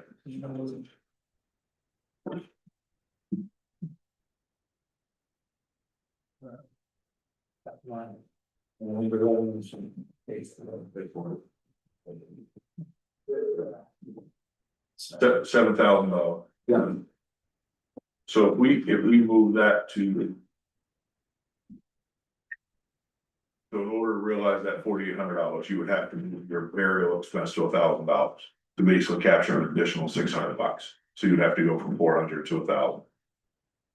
For your burial cost, to not double up anything and gain that $4,800 on average big burial. Is that too big of a jump in 1 year? It feels like it. It does. It's more than double. Ooh. I think we're, What's competitive around you? I think that's. I mean, we did the same thing with water and sewer for a long time. We had the best rates in town forever. Right. And we did inch them up. but Let me then all of a Google real sudden- quick. there may be something. No more Phase Gonna buy my water right now. Seriously, lock in. Yeah, maybe it's a half on attack and it's 300 this year. You know, we could put a deal out where people can lock in. Buy one, pay one free. Yep. Oh, boy. But you gotta keep, well, I was gonna say you gotta keep it under the cremation number, which is $995. I know. Oh, We'll say that. I mean, that's not even late yet. Happy. I think that if we take the grave openings, put that aside, 1,500. Okay, if we put that aside. And we bill for things we don't bill for, which is the mowing and the trimming. Or if they go straight in stones, if they just send the crew down. Okay. And it's time away from public works and it's benefiting the cemetery. And we can write up a bill for it. I think would be safe saying $6,000 between the two of those things. okay, Would be an additional revenue that we could put in the public works budget. Under interdepartmental, so I think that's $6,000 of new revenue. And that would come from the trust fund. Ultimately, because it would be paid for. perfect. Perfect, So we have $6,000 there. okay. We talk about the transfer station recycling. So some of that. I think there's a few things. One, I don't know if this is I think it would save money, because you're not operating during these hours. But in the wintertime, during the week, open until 6 p.m.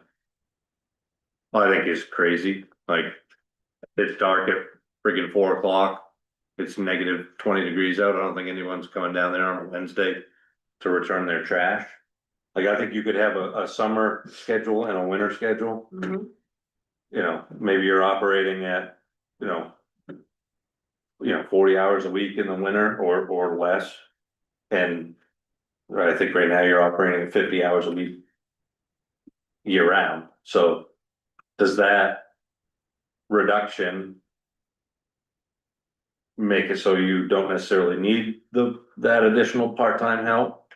Part-time position, or does it reduce the amount of trash that you're taking in? Or, I mean, maybe they're coming in on a different day, so they're bringing all their trash regardless, but I was trying to think of ways to reduce operationally. And I was thinking, cut some of the hours of operation, but then I was thinking, well, maybe that doesn't really do anything. What neighboring communities have transfer stations similar to what we have? Dover. Dover, China, China or Albion, China. Heartland, Heartland has a landfill and a transfer station here. Landfill and transfer station. What are they doing with their fee schedules though? How, like Heartland, how do they go into Heartland?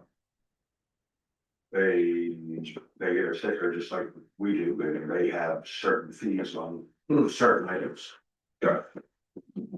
Great year. So Heartland pays $2,500 a year, Canaan pays 2,000.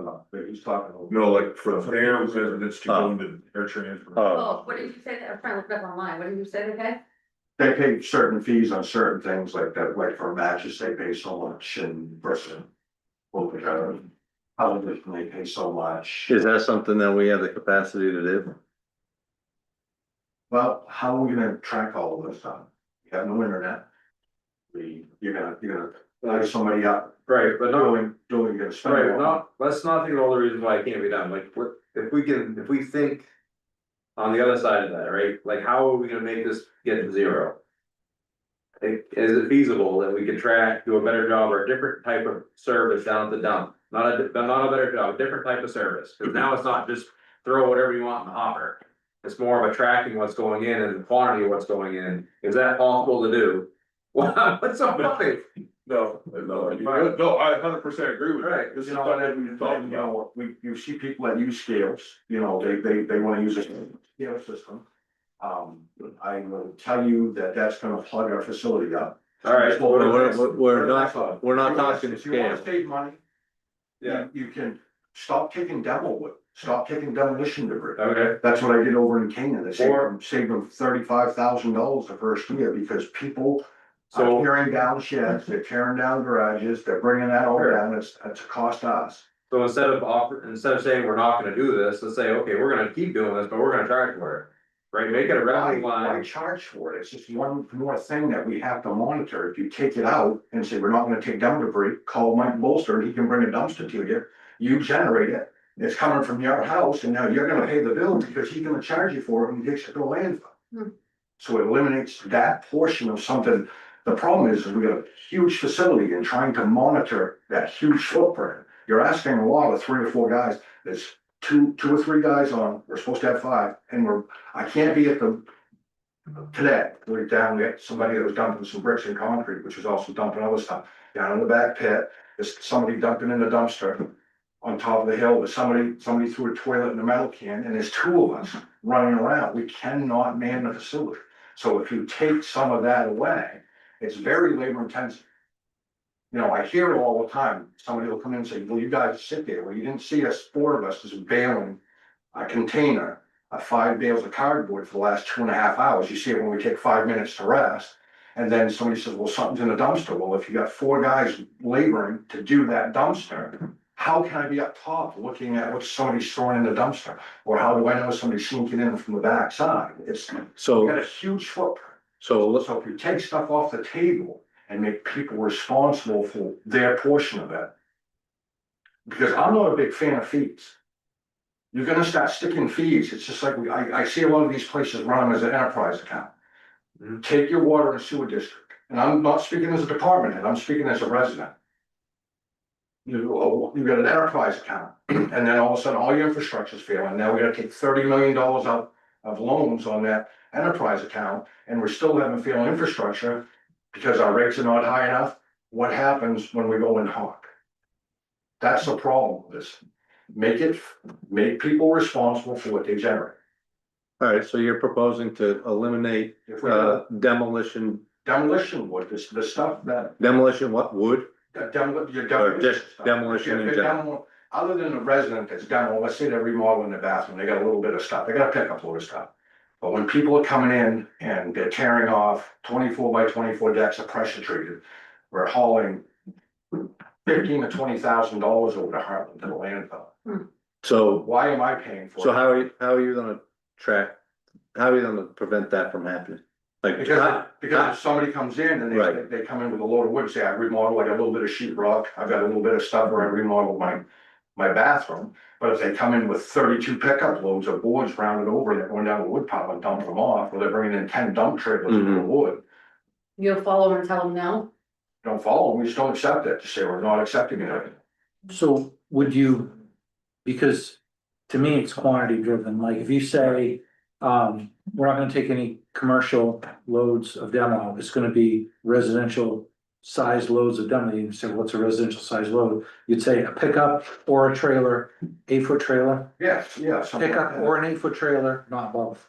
Mm-hmm. Not both. So if somebody literally wants to come in trip after trip, and you can limit no one per day or whatever, Right. but there's a point where someone's gonna hire a dumpster and it's just gonna be gone. And it won't come to us. But I The think same that- way with we talked about the fairest, I think the fairest form of this is paper bag. There's paper bag. That's totally Whatever the okay. bag is, $2, because, we started this a long time ago with the mandatory recycling. We were gonna enforce recycling, so we ripped open bags, we found tin cans and cardboard, and mass burned it. And then we come here, and you're gonna kick them out, oh, just give them another chance, give them another chance, so there was no enforcement. I own property in another town where they pay per bag. And I had to put a gate on my property because I had bags of trash being dumped on my property and that's What do you gonna happen. mean? they just throw it That's out, so what they don't have to happens. pay for it. Throw it Throw out their trash out the window? wherever they find. They- Wow, do that now? wow. Yeah. I will Yeah. not ever support I a mean, paper a bag. paper bag, but the problem is So- again, if you're gonna charge a fee for some guys, is that you're using it as revenue, and if it's not using offset cost, and you're using it to build up your undesignated fund balance. Well, we're not doing that, we're not doing that. If you have additional stuff. We are using it to offset costs, that's the whole point of this conversation. If person's trucking demo right now, if they couldn't come here, what's their next alternative, Northwell? They can hire. They rent it. But I'm saying, if you don't rent, if you're gonna truck it, if you've got it. You got You're a loading two-man it. crew, you're loading your truck and you're gone, you're done with it, tearing the deck off the back of the house. Yeah. Northwell, You can go right to, you can pay over in Heartland, but they got a scale over there, they can pay in Heartland, they got a rate for demo there. Well, that's not too far. they have a scale for demo? They got a scale over, yeah. Scale, On period. on their landfill, it's not actually. Yeah, that's what, it was on the landfill side, yeah. So as a person that has a one-ton dump truck, not that I use it down there very often, but I'm just saying. like, is that a? You said, pickup truck. Like, if I can load my dump truck once. And dump, and press a button and dump it. And I'll have you, I do this maybe once a year, probably not even I that. don't think that's a big deal. The big deal is like, let's use, for example, like, somebody does in 50 squares, there's 25 tons of shingles at $108 a ton. They bring them down there, they dump, and then we transport them. Yeah, that's insane. $108 a ton, we're transporting them again, and it's taking up space. Yeah, Why am I paying for my neighbors to redo that? alright, so if we make that, We stop taking that sort of stuff. do you have a ballpark? In here that you have the bulk, the weight, right? 33,000. I mean, we're still not really much down, obviously, because people have the brush, and we have the ability to do the yard waste at the St. Louis Organic Farm. We probably could save Public 20 or, grand. We'll say you got 33,000 in We demo. probably could save $20,000 doing that, because you're gonna have to have something to grind. yeah, 33,000 I in mean, bulky you're waste. rough. Sure doing Oh, this. demo, 33,000. just don't, if somebody's having. So you're taking out 33 grand, cause you're not accepting, No, he said 20, he said because The summit, yeah. You gotta grind, they're down there grinding the brush. about tires. no, I already looked into that. They don't take it. Yeah, but we could stop taking it. Oh, you could do that. Or you Yeah. could increase the fees on some of the tires, well, I mean, actually, I think we're due for a rate increase. October 1. How much is it right now for tires? We have a copy of mine still. 35. What? The Jack had like a 12 square page with all the fees and Yeah, everything. increase the tire fee? Do we still have that sheet? Why would we increase the tire people? We're getting rid of bulk waste because we don't want to charge fees. I'm a little confused on our strategy. We have some fees. They don't want more. It's not because managing the tires is easier than other things. So they'll. Hey, Dover, if I show up with pickup with stuff in Dover, it costs $25 for you nothing. Like it's just, it's, yeah, I don't know, I mean, it's, yeah. But do they have a budget? Where my parents are. So their tax is paying for it. It's $75. above and beyond. Doesn't matter what it is, yeah. Doesn't matter what it is. Mostly, comes out of tax, Right. mostly, but it is an offset for revenue, just like. the- Back. Right. Truck full of bag trash is $750, you know. Alright, so, I mean, do we wanna do that? What'd you say, reduce it by 20 grand? About 20 grand, but that would mean that we're having to set. That's a rules, seven, right? it's hard to We feel gotta- like. We gotta give Jack solid ground to stand on if we're gonna do that.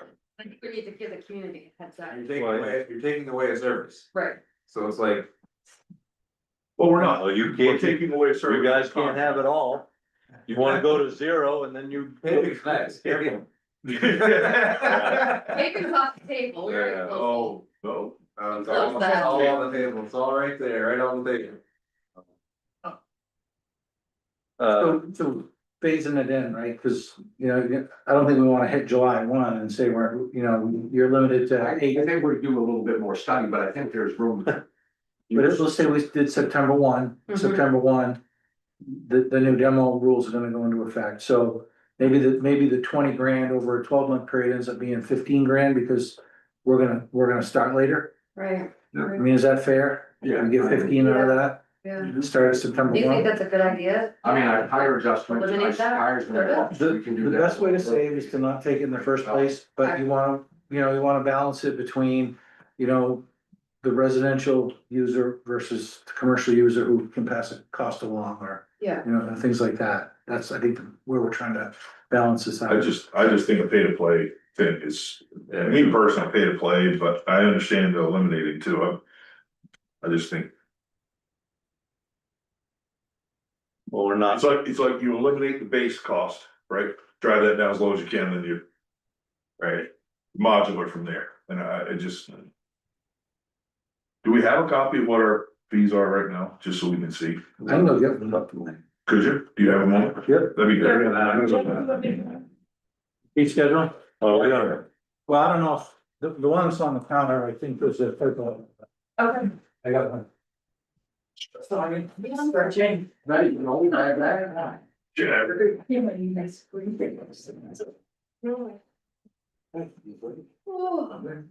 No, people in the long when they went to Burbank, I think that's fair. Why, I mean, I write 2 bags a week, why am I? Yeah. For somebody that, I see some people. Good idea, Donnie. 4 pickup loads, I know. and they have 65 bags. I wasn't doing that. You find this, when they pick it up, try to look at them, but half a pickup load every week. Well, think about this, Natalia, at the hospital, we talked about. Bags a week. How many people at the hospital? If that, I take 2 bags every 2 weeks. I don't think like, they're out of town trash, so I do that. So I don't- Yeah, dumpster in the hospital. Probably have too much of a I dog. watched fight. it out here one day, I showed Jack. Breeden had a dumpster over here from behind a tree, I watched the whole woman pull right out, and she dropped 3 bags out there, and I was actually there, but. Yeah, probably dropped the bags right here, Oh, and it drove off those, and I went over and I opened, she couldn't throw them up in the dumpster, and I opened mine, and sure enough. trash. You're trash from liquid, right, I said, so. People come in town. Anywhere, but the I trash. said, well, Brandon's takes a lot of the dumpster, because people will come, go up there and. Okay, I moved the ones that cardboards and stuff, they kept putting it there, throwing, that's it. Day after Thanksgiving, be right for it, day after Christmas, right for it. And some, we said. If something is suspended. That, you pay for a bag, you're comparatively. I'll give you some. You're migraine or something? Here, you, sugar, how much that would say? Excedrin in my truck. Okay, I lost it. No, sure. No, you take it away. The other things that didn't. Sleep it off. What? You want some, I'll talk for drugs. I tell you, he's all set. Uh, You're on camera. Well, I just said he's all set. He's only said it 7 But times. offer everything. Yeah, I know. So how close are we now to the bottom? We haven't moved it at all. And now, well, yeah, we're at 119. Well, we were at 119 an hour ago. But then we talked about. It's in 6th grade. Okay, we're at 113. No, but that didn't include maybe in. Yeah, the I salary. don't know that. That's another like, Yeah, we didn't look back for that. that's another 50. Yeah. Oh, easy. And then if you say it's at 20, we're down to 25. You kick the taxes? Oh, no, hers is. No, if we're saying 20 for Donnie's. Dump, we're down to 25,000 left, and I can call that. Are good.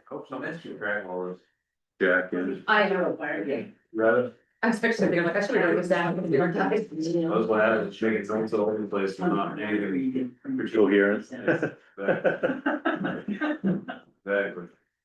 Nobody really addressed Hey, Eric, my idea of, by the way, the transfer station is not a slush fund. I remember one meeting, you said it was a slush fund because I had money left over. Well, you go up there and look at all my doors falling off my building and stuff. Cause I wait, I don't spend my money, I'm hoping that closer to the end of the year, I can actually fix stuff, and then somebody overexpends another budget, so you take it away from me and pay off somebody who went over. I'll tell you what. no, I didn't I take figured it. it's not a slush. Ha, that's Robert. Well, I think you should fix the doors. I do too, but you can't, Don't wait all year, just do it. Just do it. so Wanna hit your budget?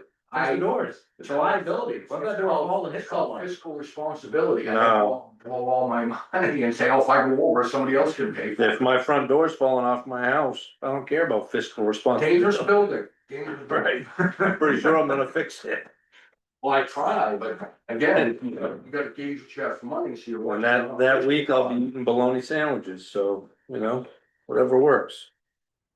But to my point of hours of operation, Yeah. does that reduce costs in any way? Have your facility You're gonna closed. definitely How would be cheaper. How would Right. it save you money? Largest cost of anything is labor.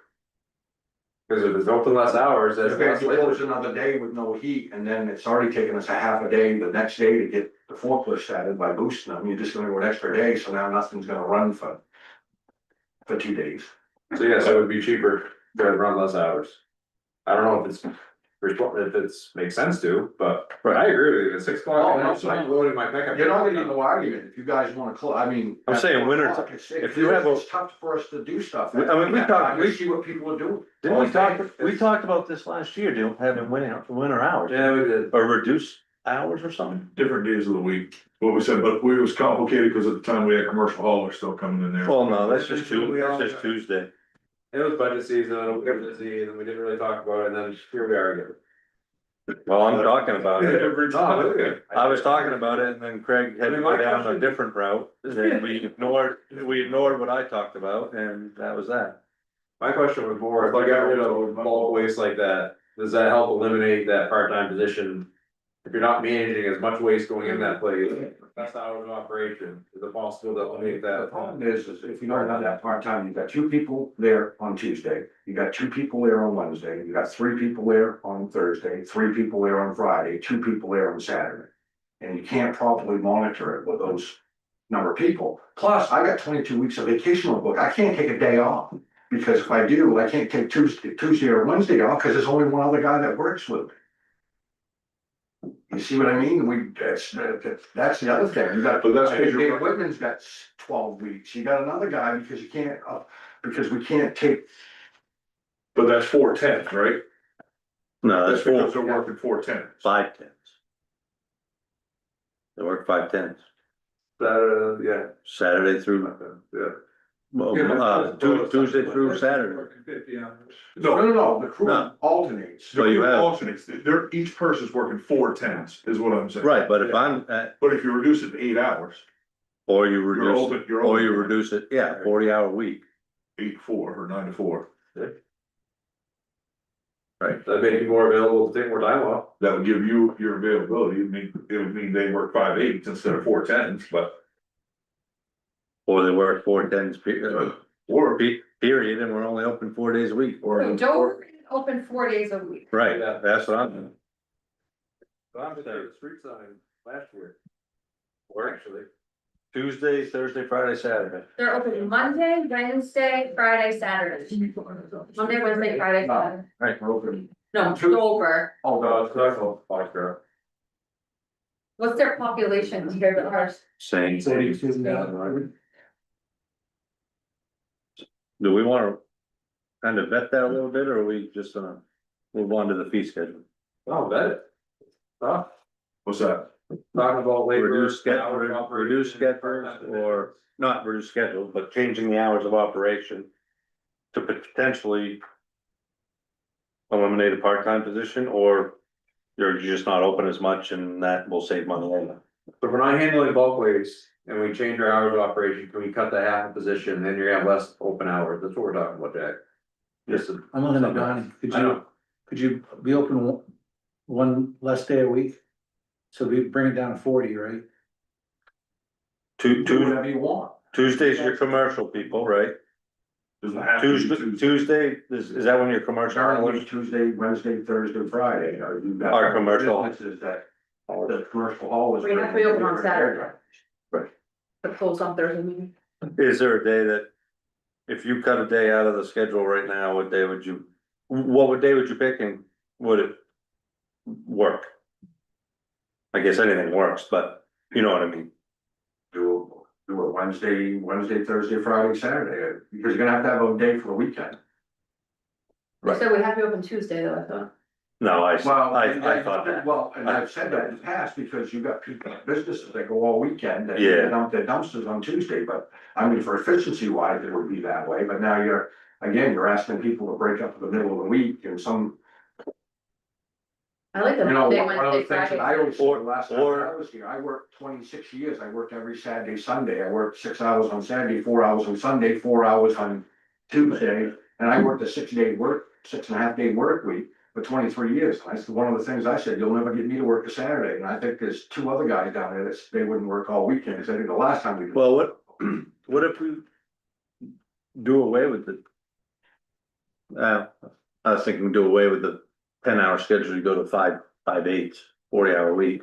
You're still open 5 days a week. It's just you're only open 8-hour days. But that's pretty like 8 to 4 in the summertime sucks. Yeah. You know what I mean, like- Yeah. That's my fit on all 4/10s, and I think it's Mhm. open later when people get out of work. Right, that's what I So was there is hearing, that right, opportunity. right, We do have a lot of people that come in right, late. Oh, yeah, or- Late every night, or people come in at 10 minutes to 6 or 5 minutes to 6 and say, oh, I got here before 6, you know, and. How much- 20 minutes on load. how much do we think that would save if you cut instead of 5/10s, 4/10s? So before, if it was 4/10s year round, Tuesday, Thursday, Friday, Saturday. Does that make sense? That's what I would do. Or, Tuesday, Thursday, Friday, Saturday. but then, yeah, Need help? Huh? Not thinking you help, because somebody's gonna have a day off and then they work a day and that day off. Yeah, I would think it's gotta be 4 consecutive. Keep looking. The problem is you're gonna have a lot of businesses that go all weekend, they get their can dump Friday, they need to dump it. Cause right now, we only allow most of or 1 can in the hospital on Saturday, because Saturdays get swamped by residents, so if you really don't want commercial haulers coming in, you gotta have a day just for residents, you can't have. Cause Tuesdays right now is pretty busy, because we're closed on Sunday and Monday, Tuesdays. How many people in your cycling? I don't know. You could break down this by people. I don't know. Waste. Solid waste. How many people you got at, Recycling. solid waste recycling? So the only part-time position up there is recycling. And The that's broken recycling, the out, one we just and hired. that's broken out, I think. So there's a part-time position in So if you want recycling, to, I mean, you gotta get. and then you have, get rid of it. well, you, If you wanna do. that doesn't, if you wanna do the- hold on, Donnie, hold on. You only have wages for a driver and attendant under transfer station, Yes, that's me. Yeah. so we only have 2.5 people work there?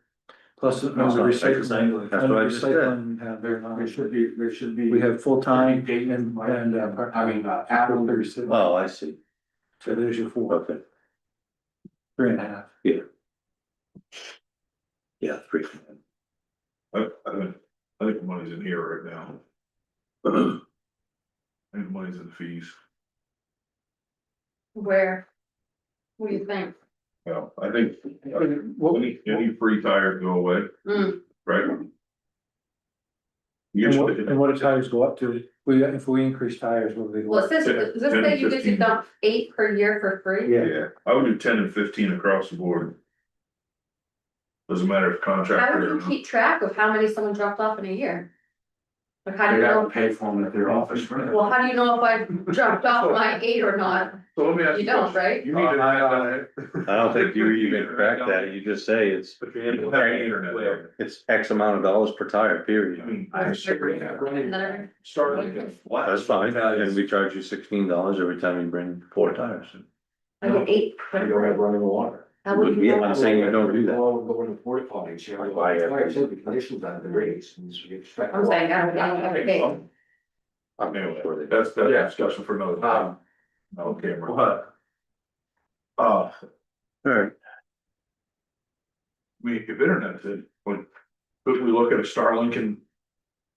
Computer, I mean, like, I don't understand why $300 for Starlink and $50 a month. and that goes to your Where you going? monitoring system, Where you going with this? I don't know. Like to get him access to be able to see fees and charge fees, Oh, right? well, you're gonna have to have a swipe card system and that whole thing, like I said. Okay, It's gonna be a retina scan here, like. Yeah. Well, yeah, and then you're gonna have somebody that's gonna be focused just on that, so that's somebody you're gonna take out of. Can't be out bailing and, Alright, you know what I mean, it's, But I'm just saying, no, it's still like, like, we could overcome that pretty easy with a. Yeah. Starlink and a computer, I mean, that's fairly easy to overcome the no internet. Starlink's $300 at Home Depot, we even have Home Depot card. I think if we were strategic about like internet.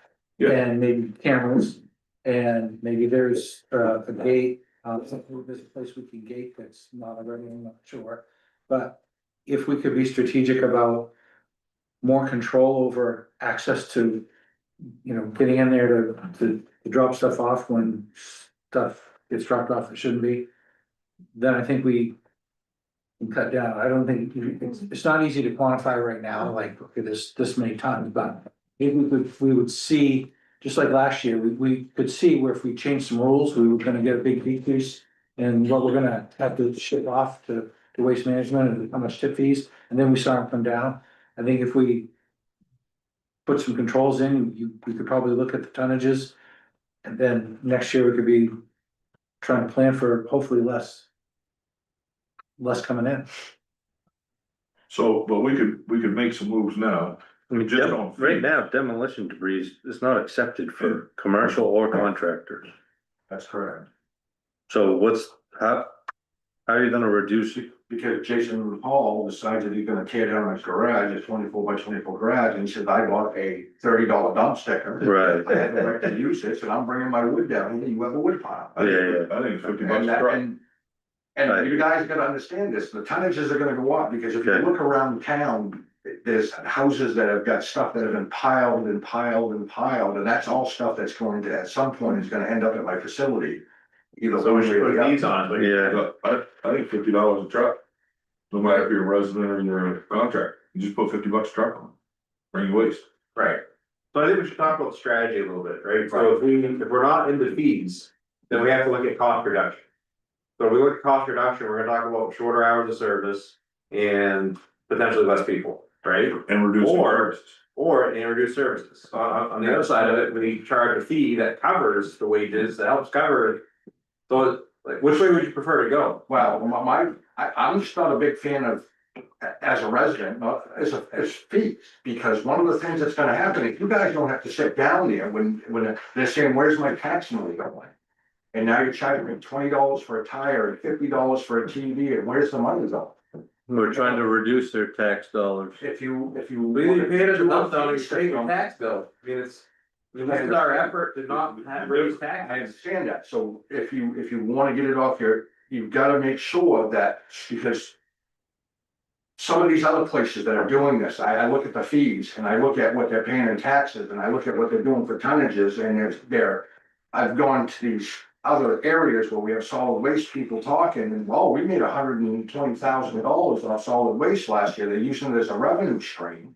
And they're still budgeting X amount to run their facility. I understand what you guys are trying to do, you're trying to cut costs. Well, So we can take it off that taxation. so I see it two ways, right? So it's one of two things, right? We impose the fees and it does one of two things. It either eliminates the service because nobody wants to pay the fee, Bingo. but that's their choice. It's not our choice. We maintain that. Or to Mike's point 2 weeks ago, people paid $80 a sheet for plywood when that's what it demanded. And they went ahead and they paid it, and then that offsets our costs. So one way or another, we end up in the position that we want to. We either eliminate an expense or we drove the revenue. Right. Yeah. And I think the fee system is the only way to do it. I just, I've been a big proponent of a scale. I understand that that's a 4 to 5 year plan if we were to do it, right? I get that. It's not something that's gonna happen even next year, but.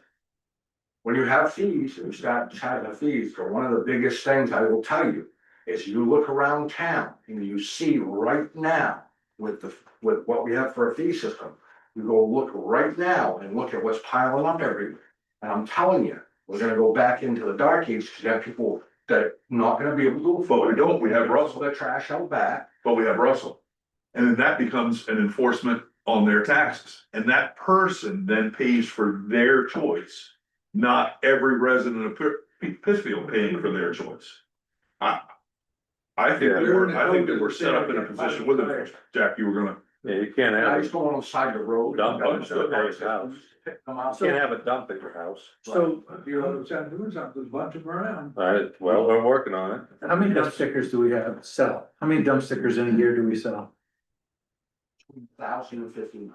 All right. I think the surest fee that you can possibly do is a sticker. And I know we just went up on stickers to 30, but it's $30 for a whole year of going to the transfer station as many times as you want. Is that exorbitant? What's Bolton's $30 a year Right. for as many trips as you want. What's Bolton's charge for trash pickup locally? Depends. But these people- $10 a week. $10. Wow. $520 a year. Wow. Okay, $24 a month. And If you guys build in this place, month. You pay $24 a month? $24 a month and he picks it up twice. And you Wow. put up as much as you want beside the road. So it's $288. I think. Three cans, 4 cans, whatever. There you go. I, If you want a fair way to do it, this is why I have no sticker fee. Dang, Where did we get the $30 and $50? Can you guys remember? no, Because I said we sold between 1,000 and 1,500 dump stickers. I said, and it's costing us $33,000 to get rid of the demo, the brush and everything else. I said, to be fair, to get rid of that stuff off of our burden, extra stuff, then we have to charge 30. and I 50. wanna see what other people's stickers are, what were Dover stickers? Do you remember? I think it's the fairest way. It's a one-time fee. It gives you access to everything. I mean, it's now. technically not the fairest way. I think we do every one of them. Because the person that's coming in with the 6 Right. loads a week, and the person coming in with 2 bags every 2 weeks Right, is paying the same amount for the dump. but I think it's. So it's not- the least expensive way. It's the easiest way to implement anything, but it's not I'm sorry, everybody. I mean, I'm there every day and yes, it's aggravating that I get rid of 2 bags a week and some people get rid of 6 or 8 or. No, I'm I just don't know the 6 or 8. correcting the statement of, Yeah, being exactly. fair. If we go up the fee, I'm throwing a stupid number out. Let's say we go $50, right? That's 20 times 1,250. That's what, $2,500 or $25,000 that we just put to the budget. Right? You charge $50 a sticker, you sell 1,000 stickers, that's $50,000. Yeah. But we're already getting 30,000. Right. Right. Yeah, you're right. So we're going up the net difference, right? So the net difference is $20,000 to $25,000, somewhere in that. So when we're looking to budget, I understand what Jack's saying, we could budget off of a sticker increase. We can also simultaneously look at no more free tires, right? Mhm. It's 10, now what do you consider a truck tire? You're talking about 22.5. 22.5 and above? Yeah. Okay, so 22.5 and above, I think it's $20. Yeah. I think we go, I think we go to $20, I don't even $25, know what that is. and That's a truck tire. that's a dump truck tire. Not 24.5, it's a 22.5, big tire. That's big, yep, 22 standard on that too. that's what all my trucks run, that's, yeah, pretty standard, so. I think that's 20 or 25 bucks, I think there's no more free tires, I think it's $10 a tire for a passenger car tire, and it's 20 bucks for a truck tire. Regardless, I think asphalt shingles are $50 a truckload. I don't think we take. Yeah, you do for Well, you say resident, for We resident. do now for residents. Yeah. I don't think we take them anywhere, other than, if you got a little awning or something, to bring in a couple barrels of shingles. That's what we're doing right now, but. So what That's else? the same way, Residents stuck on it. I mean, he's unloading his trailer, one shingle at a time, Oh, it's yeah. like 45 minutes, to leave that thing on. Yeah, I mean, if you're re-shingling There's your not a house, you truck could that have around. you could have a bolster dumpster out there. $25, but that's the same thing, if they're bringing in that trailer load, they're bringing in 2 tons there, $250, and they're paying 25, because they're bringing. Alright. I don't think we're gonna revamp all these. They're truck tires for 15, truck tires with rim 20. Per tire. Are we gonna, So I mean, I would run right down the list on the residential side, and I would go $50 for a residential sticker. I think that's high, I think it's high. just from what I'm looking at. It's 1/5 of what he's paying to have his trash. What I'm looking at for towns that are similar to us in size and population, so around us in Maine, the highest I'm finding is 40. Okay. But if they pay $10 a week for bolsters for 52. I know, but I'm seeing as low as 5 and as high as 40. I'm looking at Dexter, Yeah. Dover, Standish. But Dexter, you pay for every other item. That's what I'm seeing there. These Yeah. schedule is easy. well, Yeah, but we're not doing that. I know. Right, You just want- so our sticker can be a little higher, right? Alright. Yeah, Because Right like now, a one-time thing, there has to be some sort of. A bracket, right, if you're retirement age, I think there should be. Yeah, like- right? Nate If mentioned, you're 60 over, I think Nate's spot on. Yeah, me too. I don't think, I think, 65 and over doesn't change, sure, Stays at stays what it 30. is.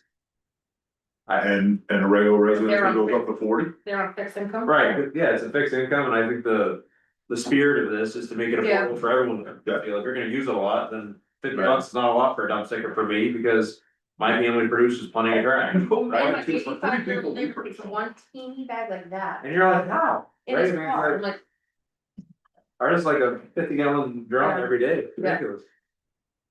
okay, So, not sure we have the numbers for 65 and over versus under 65, we'd like to try to calculate it out. we did. We'd like the $30 versus You know how $50. much, and the other thing is education, guys. When we're 50, we're throwing clean cardboard and that's running it, driving crazy, coming in and screaming at us, we're busy, like, how am I throw cardboard in the dumpster out there? Right. Well, it all weighs up, you know how many times I go out there in the winter time? And people have 3 bags of trash, and I catch them taking a shovel and shoveling half ton of snow into the compactor, I'm screaming at it, do you know that we're paying $80 a ton to get rid of that snow? Well, it's in a dumpster, well, that doesn't belong in a dumpster, if you Wow. put snow there, dump it. No. Alright, let's, I'm honestly. let's go. We're compacting water. Okay. This is all the things that Donnie finds. What about fines for people that are not following the rules? There's no teeth to it, I don't wanna hear, because we did it with recycling orders. Then why complain about it? We're not gonna do anything. I mean, either we find a problem and we find a solution, or we can deal with it. 10 and 20 on the tires. Right, if we go right down. Asphalt shingles.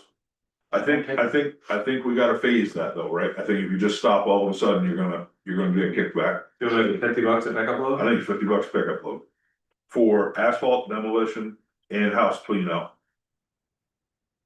And I think you're 25 for clean wood and brush. What'd you say for the other ones? How's- So it goes 50, 50, 25, 50. And that's on just the resident side. Yeah. I mean, But that, if I can bring my deck here for $50, yeah, I'm happy. right, I'm really happy because I just saved myself a trip to Norwich Walk or Waterville or where have you.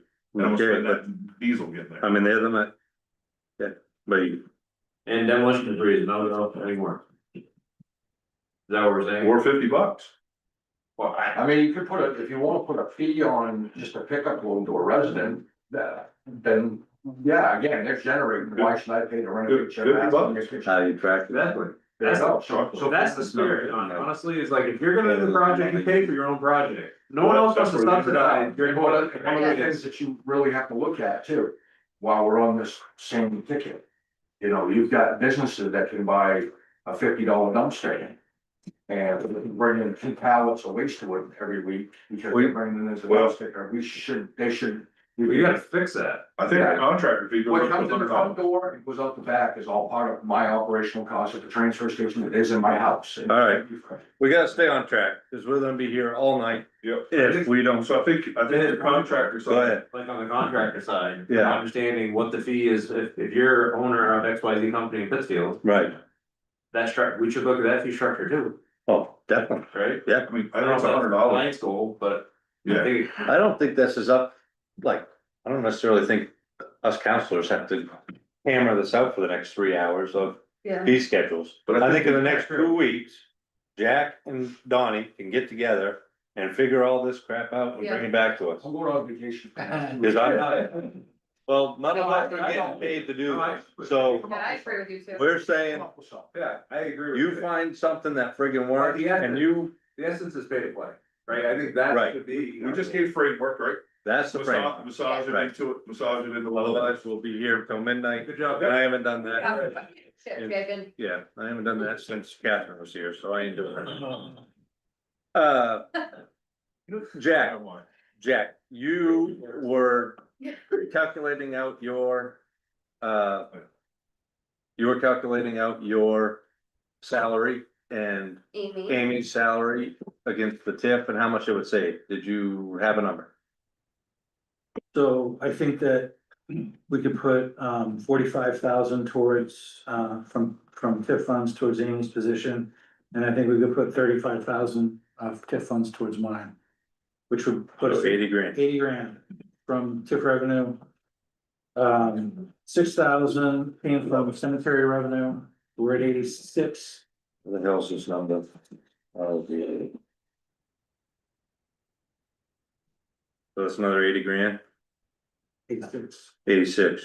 Cause we got, For the string trimming and the. we have revenue coming into public works from the cemetery So- for their work, so. So there we're down to 34K, and then you said 6,000 for For their revenue. For their work in the cemeteries. Okay, so now we're down to 28K. And then you you're reducing bulky waste And if you do this. by 15, right? Because you don't want Demolition debris. demolition debris, because you're gonna give them a little phasing plan until September 1st. So you're down another 15 grand. Can we make that part of when we come back with the fee stuff? Okay, Yeah. so But what are we at right now? we're at 28K. We're 20K. Where I'm you gonna got- pick on Bernard because he's stuck around. Hey, we haven't picked on him in a while, let's go. I was 206, so we got 34,000, right? What? 34,000. He knocked off 86 from, Yep, we had 100 out of fund balance, 20 out of capital equipment, so that's 120, and 80 for the TIF, that's 206,206 out of 239, so we got 34 left. 34 left. oh, I double Yep, dipped yeah, on double dipped the six. yeah. Yeah. Yeah, There's 34,000. that's why you're the deputy. So, alright, so. Deputy. So I'm gonna look at What is this tomorrow? fire department revenue.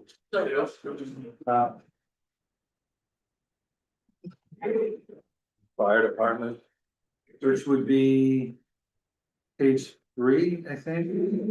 That's not where that went. No. What? Oh, for what, revenue? Revenue, Oh, revenue page 3. Right to this. Oh, so the ticks over there. He had one, and he put it on the ground. He killed it and now it's gone, like it was right there, it's gone. Yeah, they don't die. You gotta burn them. You tried to cut it. Hold on the back of my neck, it's okay. You'll be Kinda fine. itchy. Oh.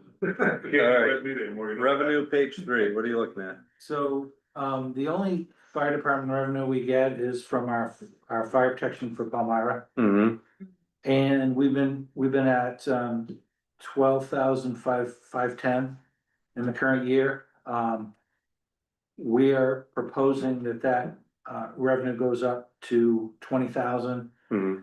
They're actually asking us to cover a little bit more of. Palmyra, right? We're back away from that again. We're back away from that. You just got a raise for no increase. We're still gonna go pretty much covered, so that's a win-win. Okay, So we're not going with more area, but we're still gonna bill them the 20,000.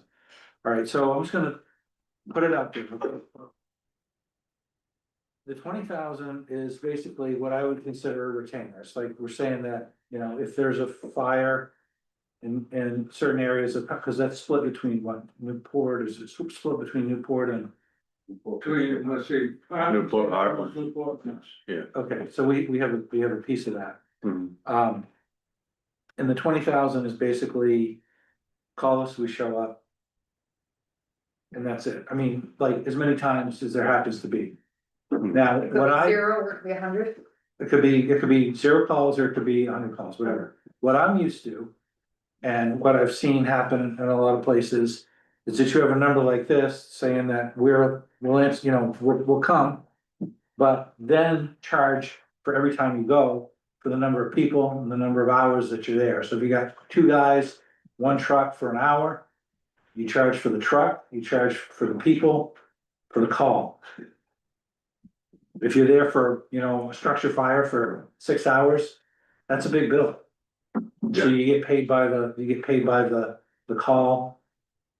But how many times are we supporting Palmyra in a year? So like there's a flat fee for being on call and then there's additional Then fee there's a fee based for on every what time you it. go for what you have to do.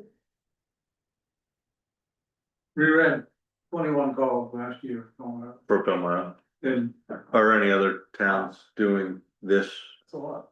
Jack, these, other towns doing that? And that's kind of- Dover does that. We have a fee for just saying we're gonna. Retainer, We're a gonna. be- retaining fee and Yeah. then plus. And then it's always billable per call to Atkinson. We. What are per your, Atkinson. what are your thoughts on that? Are any of the other 3 towns doing that to Palmyra? No, everybody's getting flat fee, as far as I know, flat fee. And all flat fees. So you're building, for Detroit's building. Palmyra as well? No, not adjacent to it. They're all flat fees, they're all, they're either verbal or written agreements with Palmyra, so the cheaper than, but they've already appropriated budget, so you can ask for more than $20,000, you're probably not gonna get it. Because there's no money, it's already been appropriated. But they're on a calendar, right? They're on a calendar, March to, well, town meeting to, so it'll be January 1 so for this year, they would just be paying us on their new budget, that's it. well, the 20,000 is, the budget is just added first of, right. I mean, we already increased a fair amount on that. You know, percentage wise, we increased the 66% or whatever the hell it is. But it's kind of like getting a dump sticker and then paying if you're dropping a tire, right? I mean, there's a No, I fee know. to participate and then, I'm also thinking of the 3 other towns that are also helping, like, right. trying to be our friendly, you know, a friendly neighbor, type fair, deal, right? you know what I mean? But I guess what's fair. that's what I'm saying, other town, and that's why I asked what other towns were doing, and they're just paying the straight fee. They're not paying the straight fee plus more. I mean, you wanna do that this year and then see how that goes and. Well. No, I'm saying not to change. He's saying to do the, Right, I'm saying run it with a $20,000 fee and then don't charge per visit. Or per actual, Oh, right, whatever it right. is, and then Revisit next year. revisit it. right, Phase it up, yeah. Yeah, I mean, I think we can find, if we have to, we can find those, you know, 34K. We're gonna get some of it out of fees when we come back. Yeah, That's 8,000 right there, so we're down to 26. 8,000. so if you For increase the that fire dump increase. sticker to 40. No, there's not an increase, that was already in there. Oh, it's already in there? Already baked in. Oh, I was getting all excited. It's already baked in? Yeah, Oh, Yeah, God. it would only Hold on, been it was a new. good try. All right, Make a donation, and cover the rest. 34,000.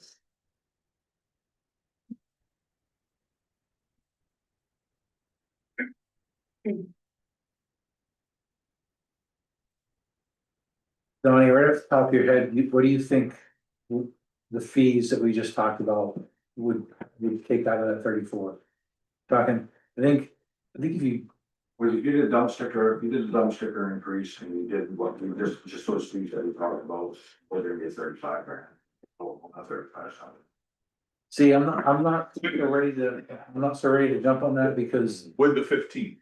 So you're really only getting 20,000 in your fees. Because one of the other things I think we need to address is that, you know, Ulster pays a fee to do the split cans because they recycle, they get that, charge that back to those businesses, but you have other businesses that use our facility. That bring us stuff and that are saving money, that we probably should have some sort of negotiation or some sort of fee for those people. Can you give me an example of that? Like, what do you, Nitro trailers. okay. Nitro trailers brings us stuff, they burn wood up there, they clean wood for Yeah. the stuff, the pressure treat, they bring up wrap pallets, like 3 or 4 of them every 2 weeks, well, that's probably a ton. That goes in our dump. Yeah. And they have a sticker, you know, they're paying, if they're a business, they're paying $50 per sticker, but they're dropping off $2,000 for. They're paying $150 for the, wait, hold on. No, they're paying 50 bucks for a fee. 50 bucks. They're paying $50 for a sticker and they're bringing us, this is where the system is broke. It was the same way, I'll use another example, when, SAS was there, they bring us 4 tons of leather twice a week, they bring us 8 tons of leather a week, bring it to a transfer station. And we trucked it and got rid of it.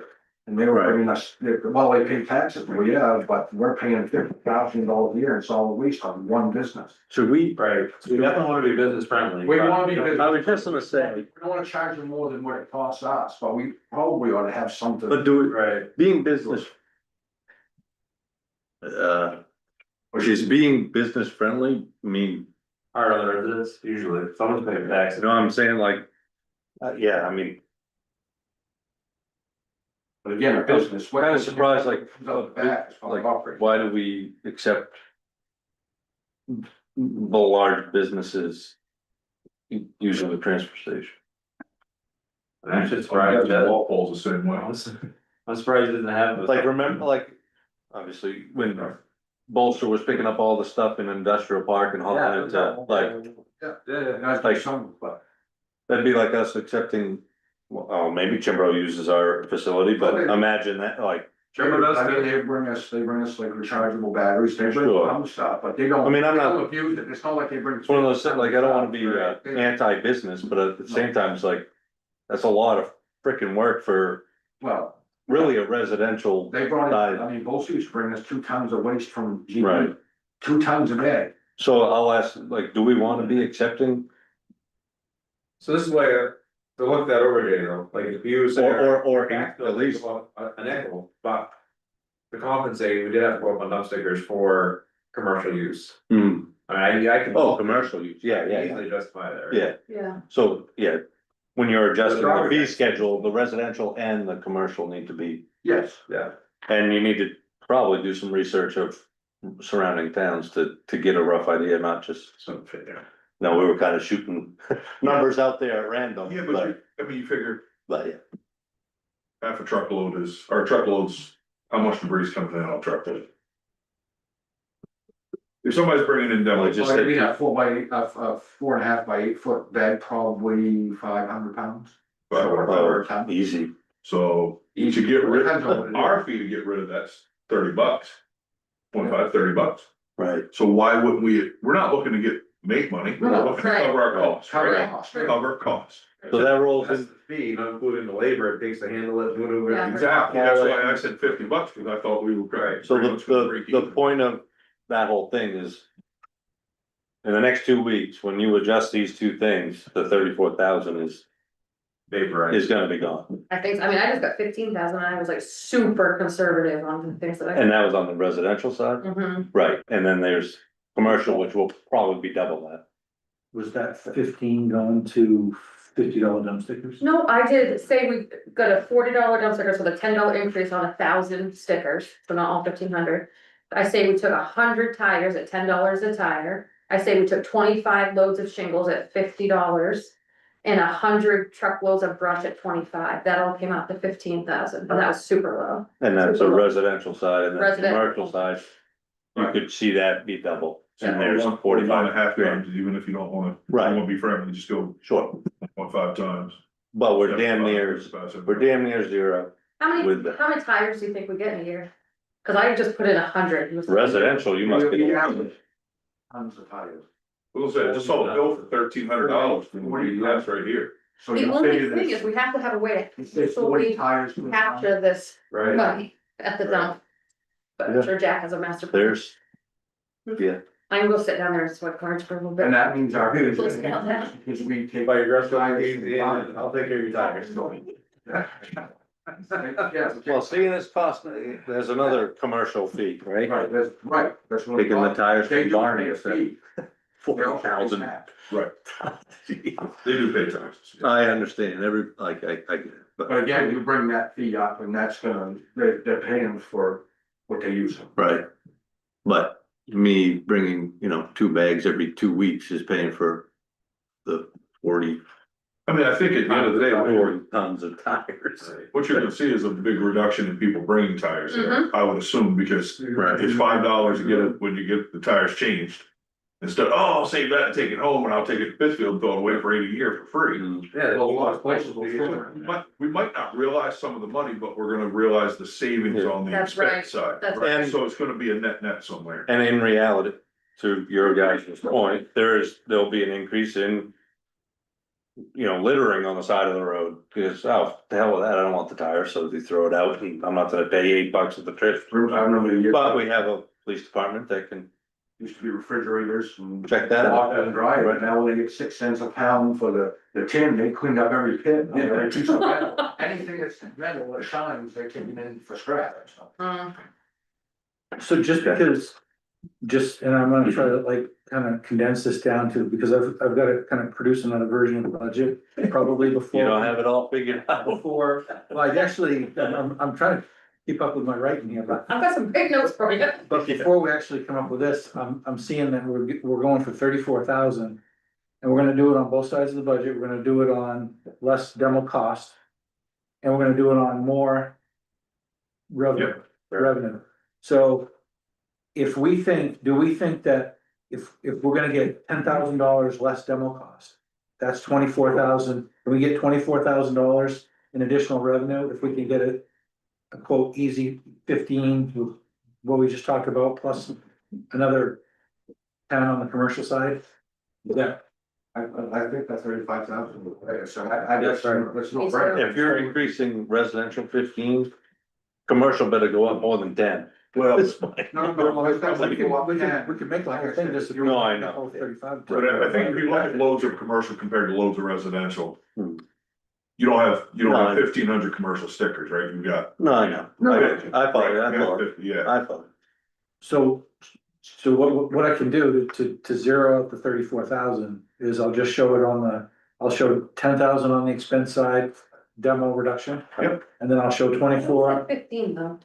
so I'm just gonna have reduction, said 15. Oh, I'm cause just leery of that number. I'm leery of it until I see it. I'd rather see us get that reduction and then Okay, go to 15 next year. I feel better about 10. okay, 10 on the expense side because there's 24 on the revenue side, which fills the 34. Yeah. And that's, so I can get the next version of the budget out there and we'll also be able to talk about what our fee schedule is to meet that next time. and when is our next meeting? So- the 16. Okay, Where's the revenue for the airport? 60, yeah, okay. What's that? Where's the revenue this year? It's on page. 5. Oh, there it is. Everything's reading. And are you good with the, revenue for town recycling fees for these other towns? That's also, and we'll show it on here, Wait. but that's also an increase. We already kind of went into this budget season wanting to go up $500 on everybody. I think that that allows their residents to bring recyclables to us. Because it's not a huge quantity, we don't have to add any people to process their recyclables, and it's part of recycling revenue. Some communities like Detroit, they've done away with their program in town, but they pay us a little bit because we have 10 or 15 people that bring their recycling. Okay. They bring their little bin, they just want to recycle, so that's why there's not a big. Prior years, they actually did curbside recycling and stuff, they used to bring their trucks with a lot of tons and tons of recycling to it, now they throw it all in the trash other than a few people that bring it.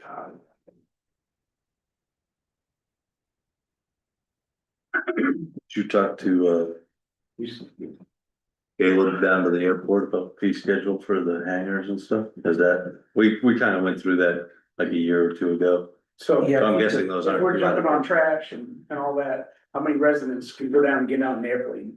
Right. But, and so you're looking at what, a $36,000 to $42,000 budget, and the revenues. Where's the revenue? I'll see in it. 35,000, Yeah. 35,000. So I think there's some changes there, if we're gonna be jumping on. Stuff that residents actually use, and Well, that's what I was saying, like fee schedule on those, on the, like the hangars and, so you could gain some money there. Page that? Page 5. revenue is page 5.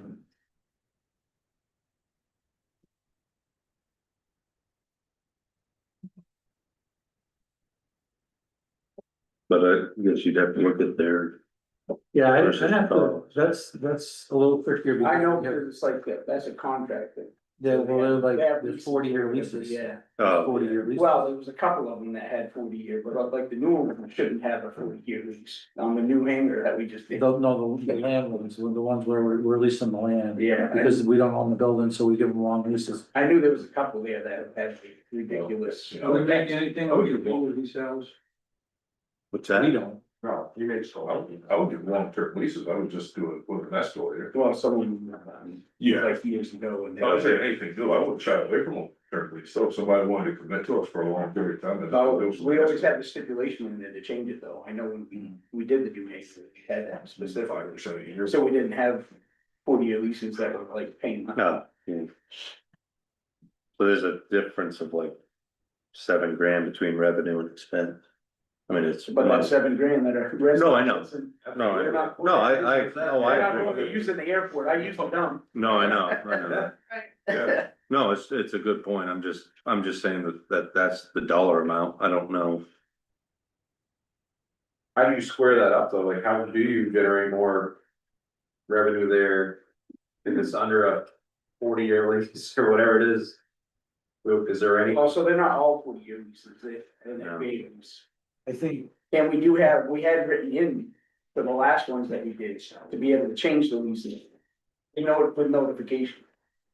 I think what, the way I would look at it in terms of, if we said that the airport's costing us 7,000, because that's the cap between the expense and the revenue. We have the ability to attract businesses because of an airport, and then, so I would say we have tax base here because of the airport, then the airport wouldn't bring us. Mm. It's that other part of economic development, I guess, Right, things that give people reasons to. So it's been a few years So, that we looked at. So the TIF could offset the We $7,000. could use part of that. Yeah, you said the right words. Ooh. I mean, it's true. No, it's been a few years since fees have been looked at. Yeah, I remember Compared to that. other airports. Right. I mean, I can talk to Caleb about what we should look for long-term fee escalators and stuff. I just wouldn't wanna bake it into the budget right now. Well, to me, if we're looking at increasing what it's gonna cost the resident to go do these things, a resident is not going down and using an airport, it's Right. costing us $7,000. It's worth the conversation with Caleb, I don't know when some of those things have been modified or. I mean, to Pete's point, the theory got shut down because of this, Right. right? So it's like, I agree with you. I don't disagree. I think it should balance. Me too. And I like the idea of how can we use tip funds creatively there, if that all. I don't know. Offset Caleb, like the cost of Caleb to manage it or whatever. he Yeah, does. or I whatever. don't even know if there's a cost to him, I guess. Does he pay anything for being the FBO? Yeah, I don't know that. As far as paying, they would, you know.